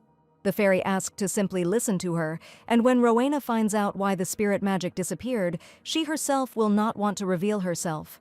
The little fairy did not want to lose her contractor, and even more so, expose the girl to even the slightest danger.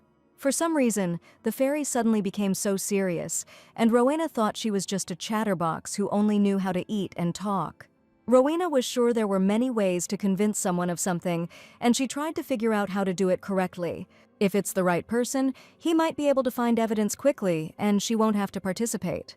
Rowena realized she needed the so-called spirit-obsessed man, and one day he found evidence of spirit traces in the mine and received a large reward. Surprisingly, this man was supposed to be passing through here soon, and the delighted lady felt that there was a smell of big money and success here. To prove that spirits exist, the fairy offered to show a stone on which there was an imprint of some animal, but it turned out that this was not suitable at all. No matter how you looked at it, to Rowena it looked like an ordinary bear track, but the stone was covered in glowing powder. The fairy was indignant. The shiny powder on the stone was their trace, but the people assured her that the evidence should look more convincing. They argued while the fairies proved that the stone was perfect, but Rowena did not agree. She gently teased the little fairies who were too sweet and insightful and took her every word seriously. The little girl realized that if it was a man named Henry Connor, he would probably recognize even this small trace, and she wondered if he had heard the news yet. All his life, Henry could not believe that he had never seen even a little finger of a spirit, although he was almost 30 years old, but he knew that spirits definitely existed. Every day he woke up with the thought that one day he would see a real spirit, and he was not at all ready to die before they learned of their existence. Suddenly, in one of the taverns, he heard a conversation between men. The Grand Duke and Duchess had closed the mine, and the young Duchess had gotten lost and almost lost her life. The man confessed that while they were desperately searching for her, she was digging up magical artifacts. He thought it was just an ordinary stone, but it turned out to be a fossil with traces of spirits or something like that. Henry dropped the glass fragments in surprise as soon as he heard the word perfume from the strangers. Without thinking, he immediately approached the group of people and asked what he had just said. He turned excitedly to the stranger and asked if he had really seen traces of spirits and if he could tell him more about it. On the same day, a stranger appeared on the threshold of the Duke's mansion, and the knight blocked his way. Without answering his questions, the young man asked where the young Duchess of Hedelis was, and he was looking for her.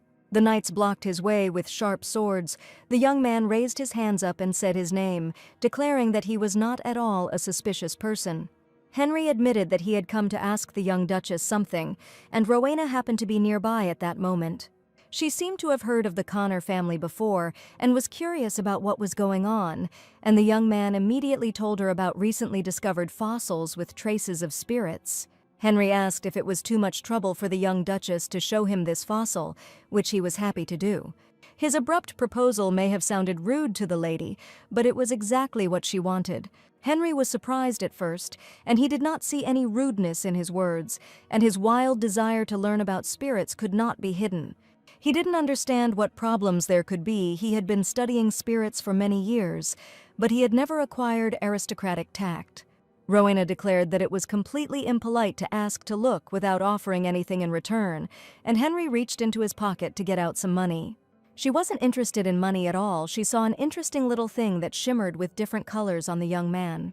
The pocket watch on his belt caught her eye, and she promised to show him the fossil if he gave it to her. The watch was not simple, and the lady actually liked its design very much, but she felt that it was a very amazing thing.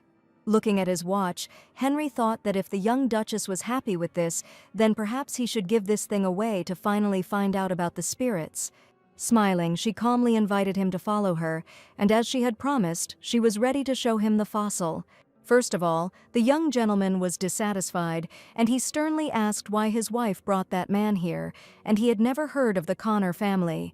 Rowena assured him that everything was fine, that this man kept his promises, and asked him to give her the watch back as soon as possible. As the young man had already said, this watch was not at all simple, and before giving it away, he would like to tell something about it. It was a kind of relic, a tool for determining the blessing of the spirits, and it only took one button to press. Suddenly, the watch began to tremble in Henry's hands. It rang throughout the room. The young man was afraid that it was broken, but spirits were simply flying around it, and this was logical. Henry couldn't understand what was happening. The spirits were just flying around him and were surprised by the watch, inside of which were dried Delis flowers. To the eldest fairy, it sounded very tasty, and she wondered what the powder from the magical flowers would taste like. Rowena admitted that Henry must be very interested in perfumes, judging by the fact that he carries such a watch with him all the time. In fact, Henry took up this work because of his passion for perfume, and it became his life's work. Even if it were a myth, it would not have been passed down from mouth to mouth for so long, and even now people say it is just the tricks of the spirits. Come to think of it, they weren't joking about this in the mine either, and Henry was eager to find out what had already happened in the mine.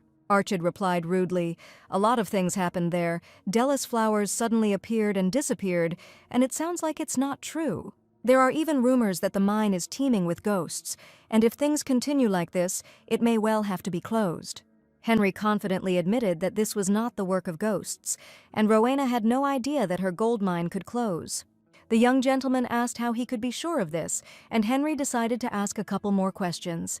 This could be a good thing for the Hadelis family, and it could be a great opportunity for the young heroine.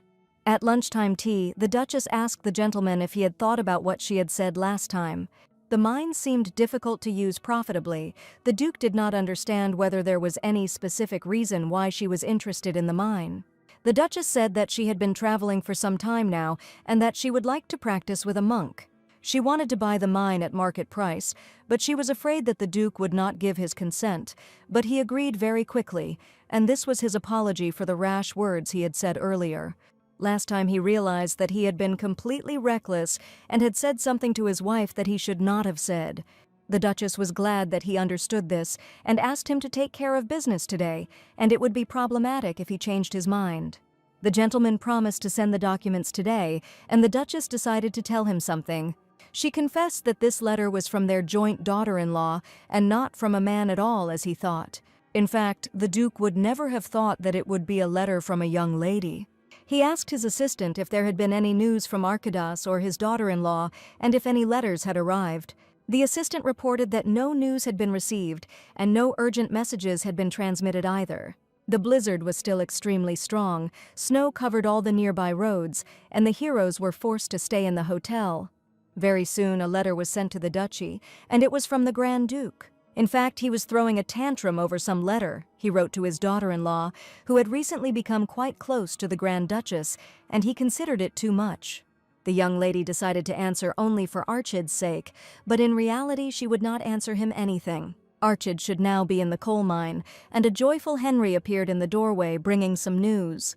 Rowena asked if there had already been a response from the imperial family regarding the traces of magical spirits that had been found. They had only discussed it on the day of the meeting, but things had already moved so quickly, and Henry was never one to sit idle.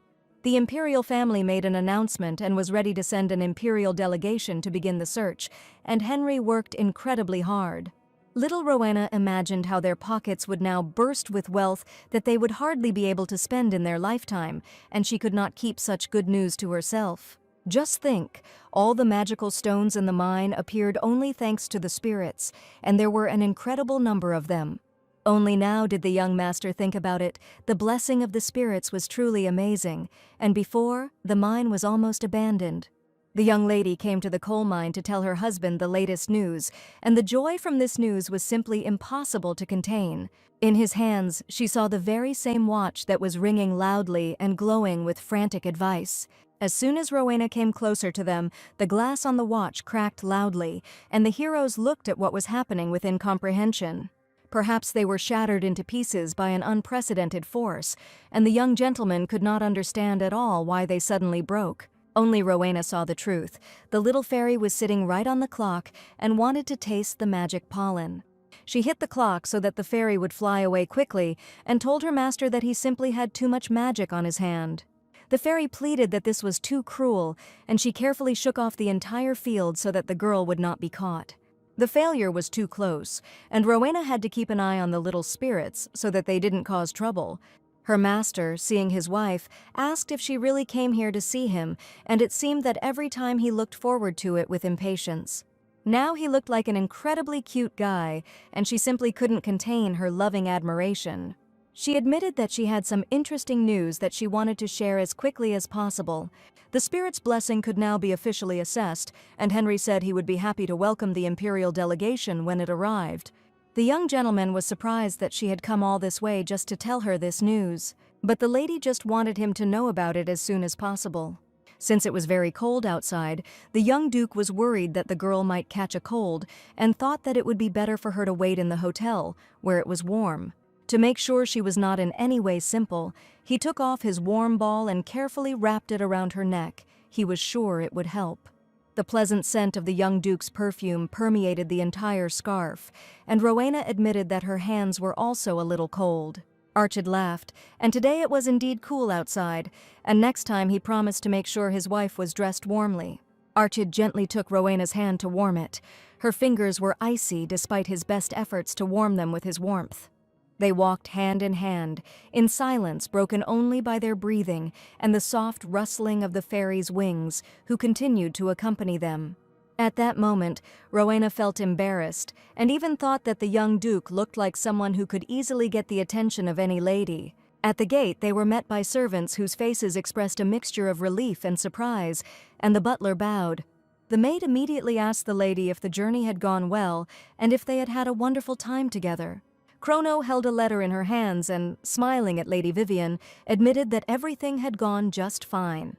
She held a contract with Henry Connor, who pledged to make every effort in spirit research as long as he received research support from Rowena.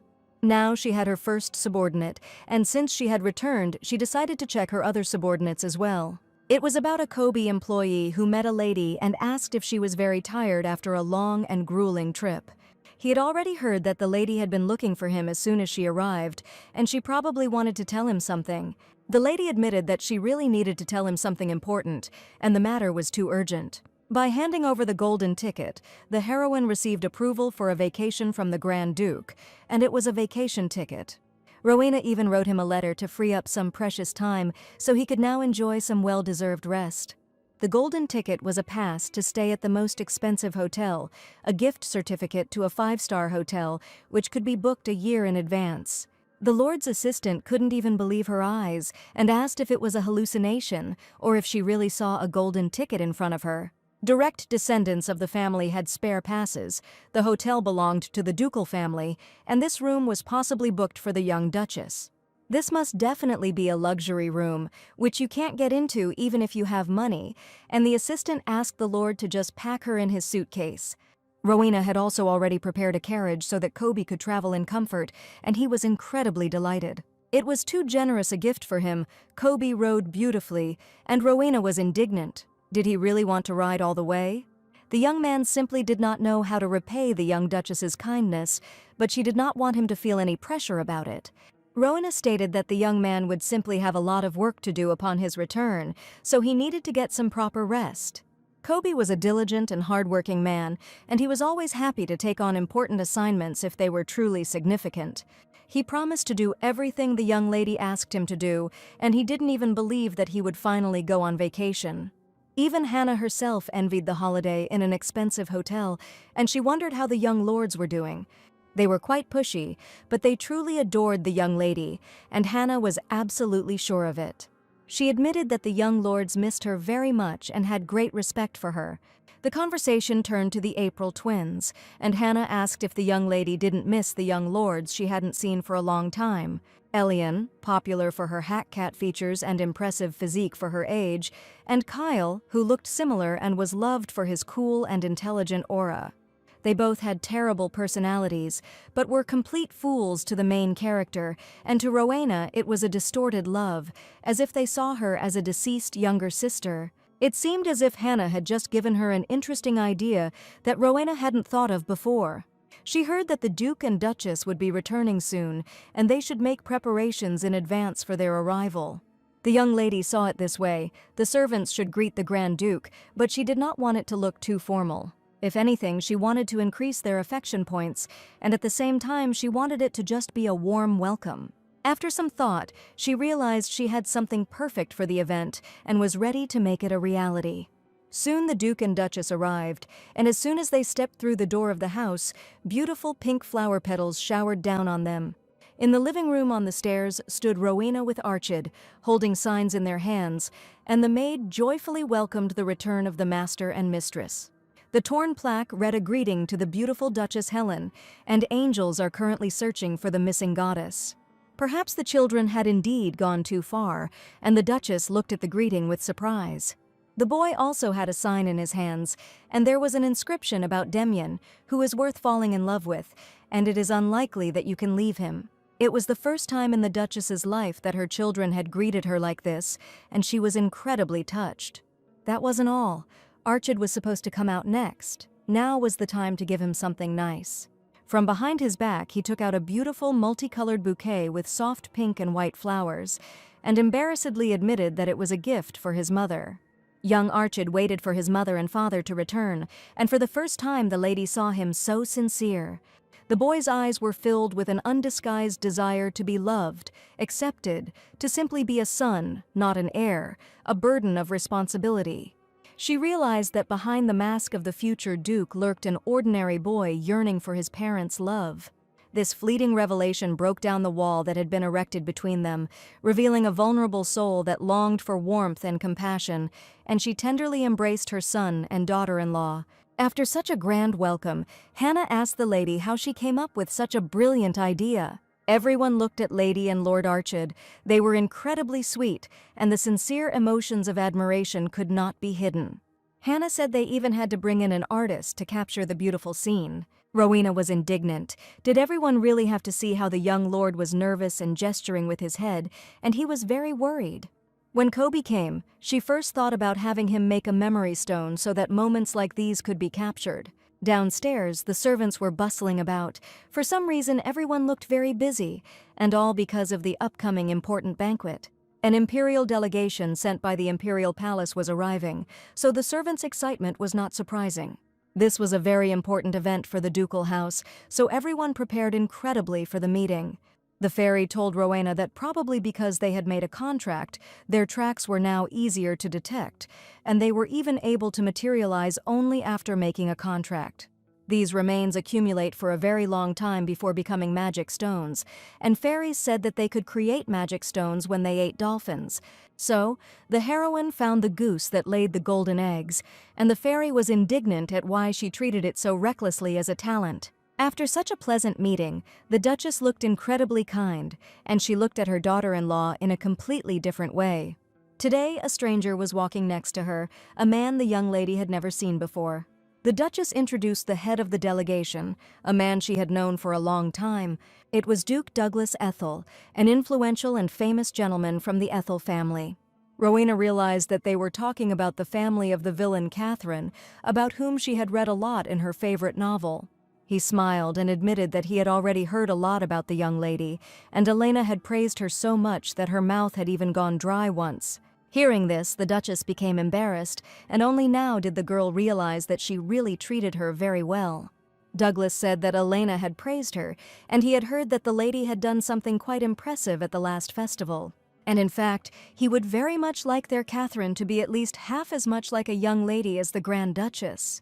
Catherine was about the same age, but lately she had been completely absorbed in riding and court work, and was constantly returning with injuries. Elena asked if she should probably stock up on some effective ointment, and as expected, the Grand Duchess understood Catherine's true feelings. Douglas asked if the Duchess was speaking from experience, and that indeed, Elena fell from horses less often than the Duke. They laughed. The moment was sweet and awkward, and Rowena noticed it was as if they had known each other before. He was from the imperial faction. Elena was a member of the royal family, and perhaps the three of them had actually known each other at one point. The Grand Duke probably knew them too, and he was probably in the capital at the time, and they definitely had something in common. While they were having a pleasant conversation, the Duke approached them and asked what they were talking about so enthusiastically. Demyan approached them with a cold expression on his face to welcome the new guest to his domain. He seemed puzzled by something, and Rowena asked if he had gone out for a walk and some fresh air.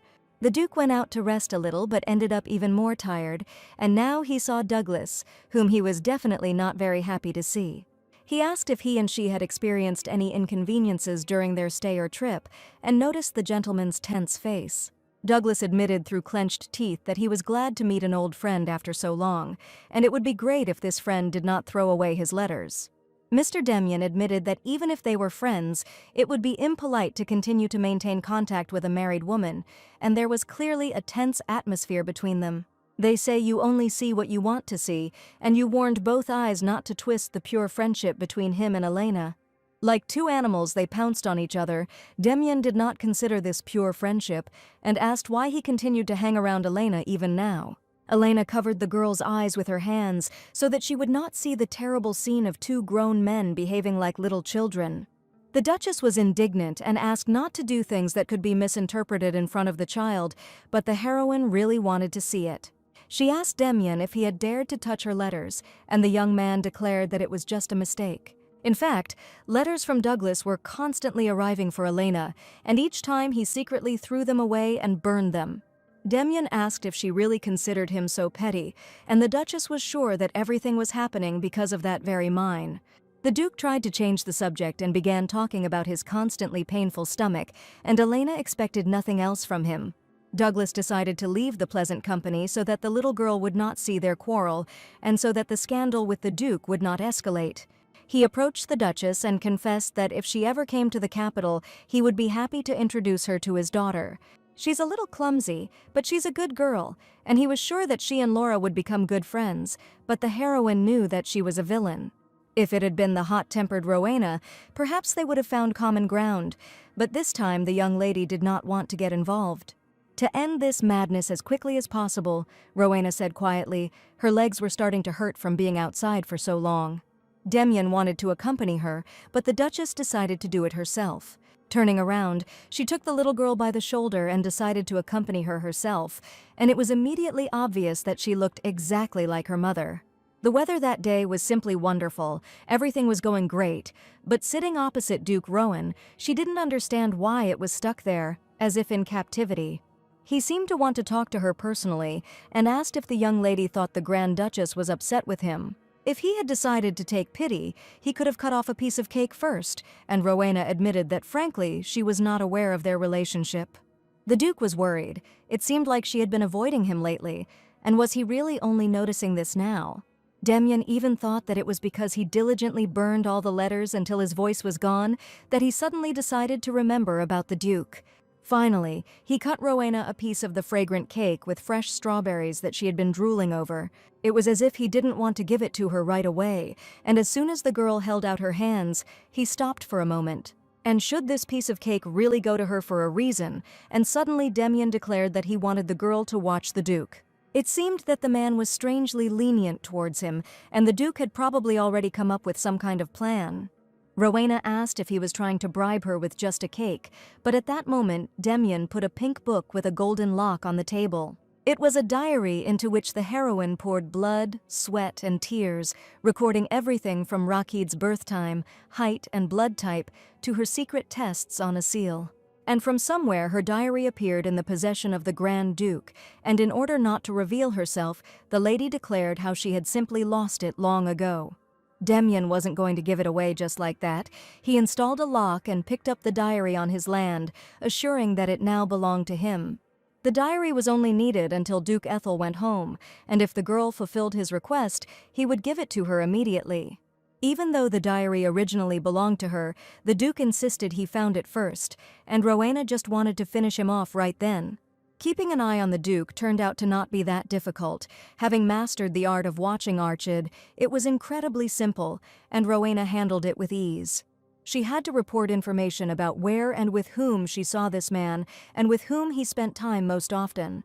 She even beat the Duke at chess and told Demyan about it, with whom she now met every evening.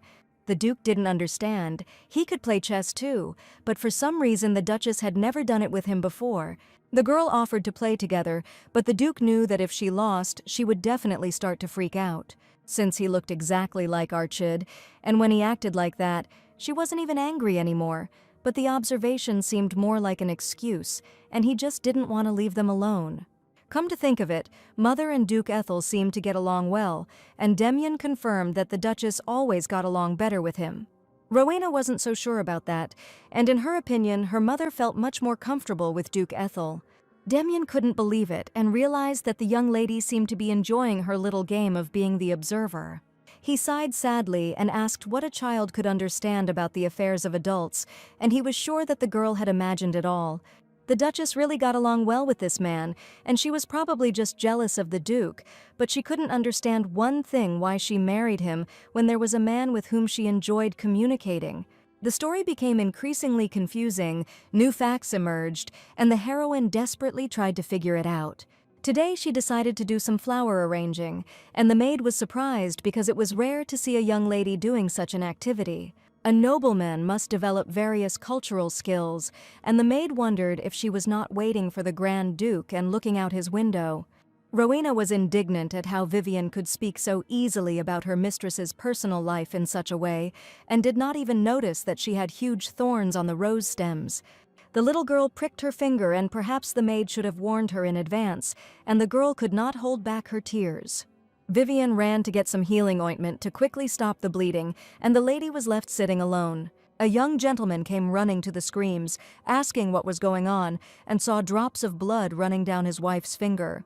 She had only pricked herself with a rose thorn and thought it was nothing, but there was too much blood flowing from her finger. Today he was acting assertively, and if the heroine voiced this, perhaps he would get scared and recoil, but however, she would not mind seeing such a reaction either. And the lady turned away from the wound, sighed, and admitted that the wound would heal faster if her beloved husband blew on it. Rowena never acted like a true lady. The boy was a little taken aback as she looked at him with loving eyes. He blew gently on her hand, tenderly and trustingly, and this gesture reflected all his incredible care. He looked at the girl and asked if she felt better, and if it really helped ease the pain. Rowena was ready to die of mercy right now, because this was her favorite hero. By this time, Vivian had already brought the ointment and saw that Lord Archid was already next to his wife. He greeted the maid politely, like a noble aristocrat, and it seemed that the boy was changing more and more every day. He became much more familiar with names, calling the servants by their names with respect, and he was definitely not like this before. Vivian applied cotton wool to the wound. The wound stung intensely, and the maid laughed and was sure that the pain would now go away. For some reason, the lady always got hurt exactly when the maid forgot to take the healing ointment with her, and this could not even be called negligence. Hearing this, the young gentleman decided that the ointment should always be close to him in his pocket so that nothing like this would happen again. Rowena's eyes sparkled with love, and she confessed in a gentle voice that it would be much better this way. If Archid were to court her, she wouldn't mind scraping both her knees just to feel his tenderness and warmth. With each passing day, their relationship became warmer, more friendly and sincere, and the heroine was happy about it. She heard that this weekend before the delegation left, they would have an archery competition with Duke Ethel participating. The young lord was also scheduled to participate in this competition, and he asked if Rowena had time, would she like to come and watch. She couldn't even imagine missing this grand event, and who else would support their favorite hero the way she would?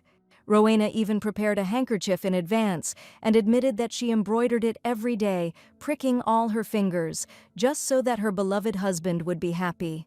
She presented him with a small surprise, a gift box containing a handkerchief for good luck and the young lord's victory. Before the competition, Archid diligently trained in archery. He didn't just train, he dedicated himself to this activity entirely. His young shoulders, not yet fully strengthened, felt every effort, every repeated drawing of the bow, but his tenacity and determination overshadowed his physical fatigue. His efforts were not in vain, and a gentleman approached him and confessed what was to be expected from the young duke. The young man was confident that this time his lordship would definitely win this match, and that man was Ethan Hadelis, vice captain of the Order of Knights.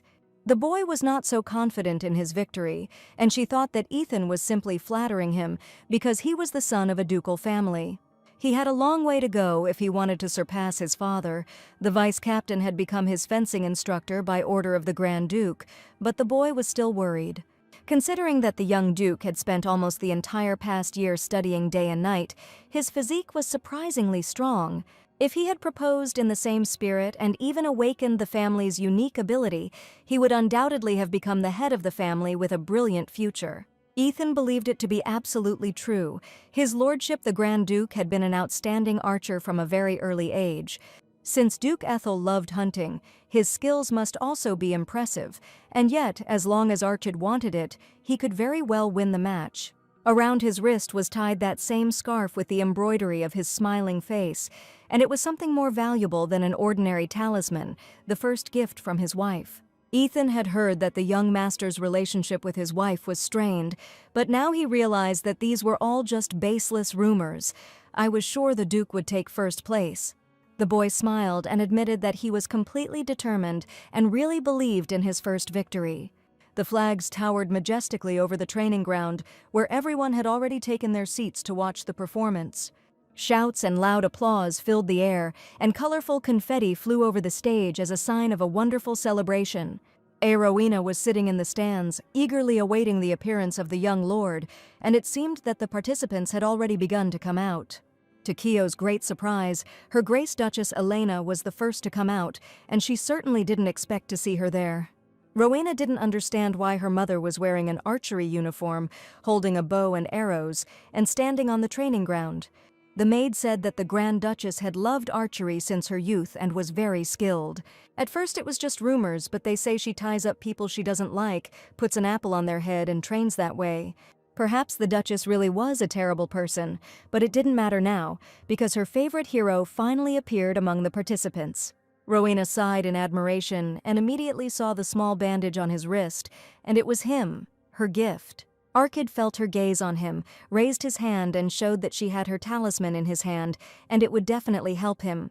Rowena couldn't believe that the boy had conveyed such significance to her first gift, and it was a blow to the heart. She was so excited that she hired artists in advance to capture all the important moments of the competition.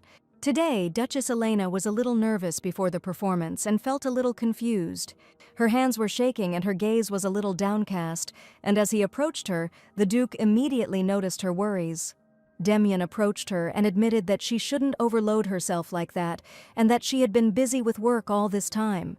And perhaps it would have been better if she had withdrawn from the competition altogether, so as not to experience such discomfort. Elena knew that Demian was now pretending to be worried, and it was completely unpleasant for her to listen to this. He took her hand and asked if it was worth saying this when her own hands were shaking, and she was trying in every way to stop them.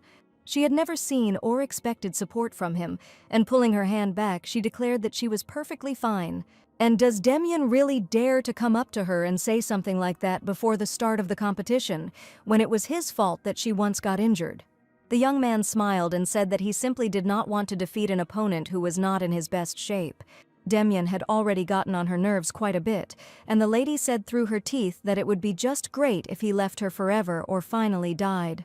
Every time their conversation ended the same way, Elena became incredibly angry and simply left her husband. The competition was very exciting, and the young gentleman tried to win. Ultimately, another competitor won, and Arkid was upset that he was never able to take first place, but he hit 8 targets out of 10. It was simply an incredible result for a first competition, and every time he held on to the talisman handkerchief his wife had given him. The boy was saddened by the fact that he had promised to repay the lady with victory, but unfortunately, nothing came of it. He wanted to be her first because he made a promise, and she couldn't even imagine what she would do with this cute puppy now. Rowena looked him in the eyes and offered support, admitting that he was more than impressive and had fought with dignity. She had never even held a bow in her hands, so for her, the young master's skills were simply amazing. Archid even offered to teach the lady a little about how to handle a bow if she really wanted to. She might not like the idea, and Archid believed his father or another knight would be better suited for the role than he was. Rowena loudly declared that she was ready to learn, if only her favorite hero would be her mentor. He looked so sad that she said it without thinking at all, and didn't even know if she needed fencing lessons. Now she just wanted to support him, and the boy was very happy when she agreed to study. One moment he was radiating tragic beauty, and then suddenly a radiant smile appeared on his face, and perhaps Rowena did not notice how she succumbed to his flirtation. After the archery competition, the imperial delegation completed their inspection and returned to the capital, and the ducal family gathered together for dinner. Before leaving, Douglas warned that a regular meeting was soon to be held and asked little Rowena to come, as it would be a good chance to exchange greetings. After his departure, the atmosphere became so tense that she couldn't even bring herself to ask about her diary. For some reason, this man came and left behind an icy tension that hung over their home, and the heroine understood that this could not continue any longer. At dinner, she declared that she had something to say, but when she saw the angry looks of the Duke and Duchess, she even broke out in a cold sweat. Clenching her fists, the lady said she really wanted to go on a picnic to somehow diffuse this terrible situation. The next day was a beautiful sunny day, and the heroes went on a picnic to the most beautiful place near the castle. Looking out the window, Rowena felt that they had descended from the foothills only a little, but it had already become incredibly warmer outside. There was still a chill between the Duke and Duchess, and the temperature difference between inside and outside was too great, and the heroine didn't even know where to go. Demian unexpectedly started the conversation first, and noted how easily Elena agreed this time. Under the pretext of a picnic, Elena decided to stop by the temple to strengthen trust, of course. The mother would not even consider an ordinary request from a child. That must be the case, and even Demian understood that it was unlikely that some small wish for her daughter-in-law would mean anything to her when she was constantly busy. Every word he said caused a storm of rage and anger in her, and Demian was clearly trying to say something again. He only said this because he felt sorry for the new bride, and before leaving, little Rowena kept saying how beautiful the river was and how she would like to ride on a boat. With puppy dog eyes, she begged the Duke to grant her request so that she could see the beautiful surroundings. Elena angrily responded, asking who said they wouldn't go, and Demian again drew conclusions without asking her anything. Rowena increasingly realized that this family was hopeless, and perhaps it was worth taking Arkita and simply running away. Elena agreed to the trip, but warned that on the way back she would ride in the carriage with Rowena. The young lady wanted to go with her husband, and this was exactly what the venerable Duke had hoped for. He looked at his son and declared that he would have to go with him, even though married couples were supposed to travel together, and Rowena had been unable to try to reconcile the two. They arrived at the temple, and Rowena decided to find out as much as possible about this amazing place. Hannah had heard that there were many ancient ruins in this region, and some of the artifacts discovered on the lands were also on display here. The maid gave the girl a map of the ruins that the priest had left, and there were even sacred tombs there. While the little girl was studying her, Hannah decided to go and check if the young Duke was ready, and the lady was going to study her in her room. Little fairies that only Rowena could see circled around her, and she began to study the map intently. The fairy looked at the map and was surprised that all of this was still here, and she was sure that all the magical artifacts had long since disappeared. She pointed to one photograph, which depicted an artifact used in ancient times to breed divine beasts. According to records, those with special powers could use this artifact to breed divine beasts. The principle was unknown, but it was assumed that some mysterious force awakened the divine beast, and it followed its call. The artifact was also called Bad. It could forcibly hold a divine beast inside, and this definitely belonged directly to the work of dark magicians. The heroine couldn't remember if there was anything like this in the original story, and she became even more interested in the information about dark magicians. The fairies said that they were truly terrible people, and because they had broken the taboo, even the spirit mages had suffered greatly. The spirits were afraid to remember this. They did not have precise information, and it was only known that it was connected with time. It was a terrible time. The world stopped one day. Spirits completely separated from people. Dark magic should have disappeared, but everything turned out differently. The power of shadow that tears apart the world and defiles the earth, and therefore, the cause of corruption is precisely dark magic. In the original story, corruption began suddenly and threatened the continent like a terrible plague, and it turns out that in the original story too, someone used dark magic. Could this really be happening now? And Rowena thought about it seriously, but she had just been informed that the young Duke was already completely ready. The little fairies really wanted to save the divine beast, to see it in person, and Rowena was ready to help them. The fairy didn't even believe that the girl would agree right away, and she decided to seal the promise with her little fingers, and it turned out to be very ticklish. Archidas was informed that the young lady wanted to go to the museum to see the magical artifacts with her own eyes. The museum was located right nearby, and the heroine decided to take a quick look inside, but Archid didn't even expect that she could be interested in such things. It might sound too boring, but the boy had actually wanted to go there himself for a long time and take his wife there.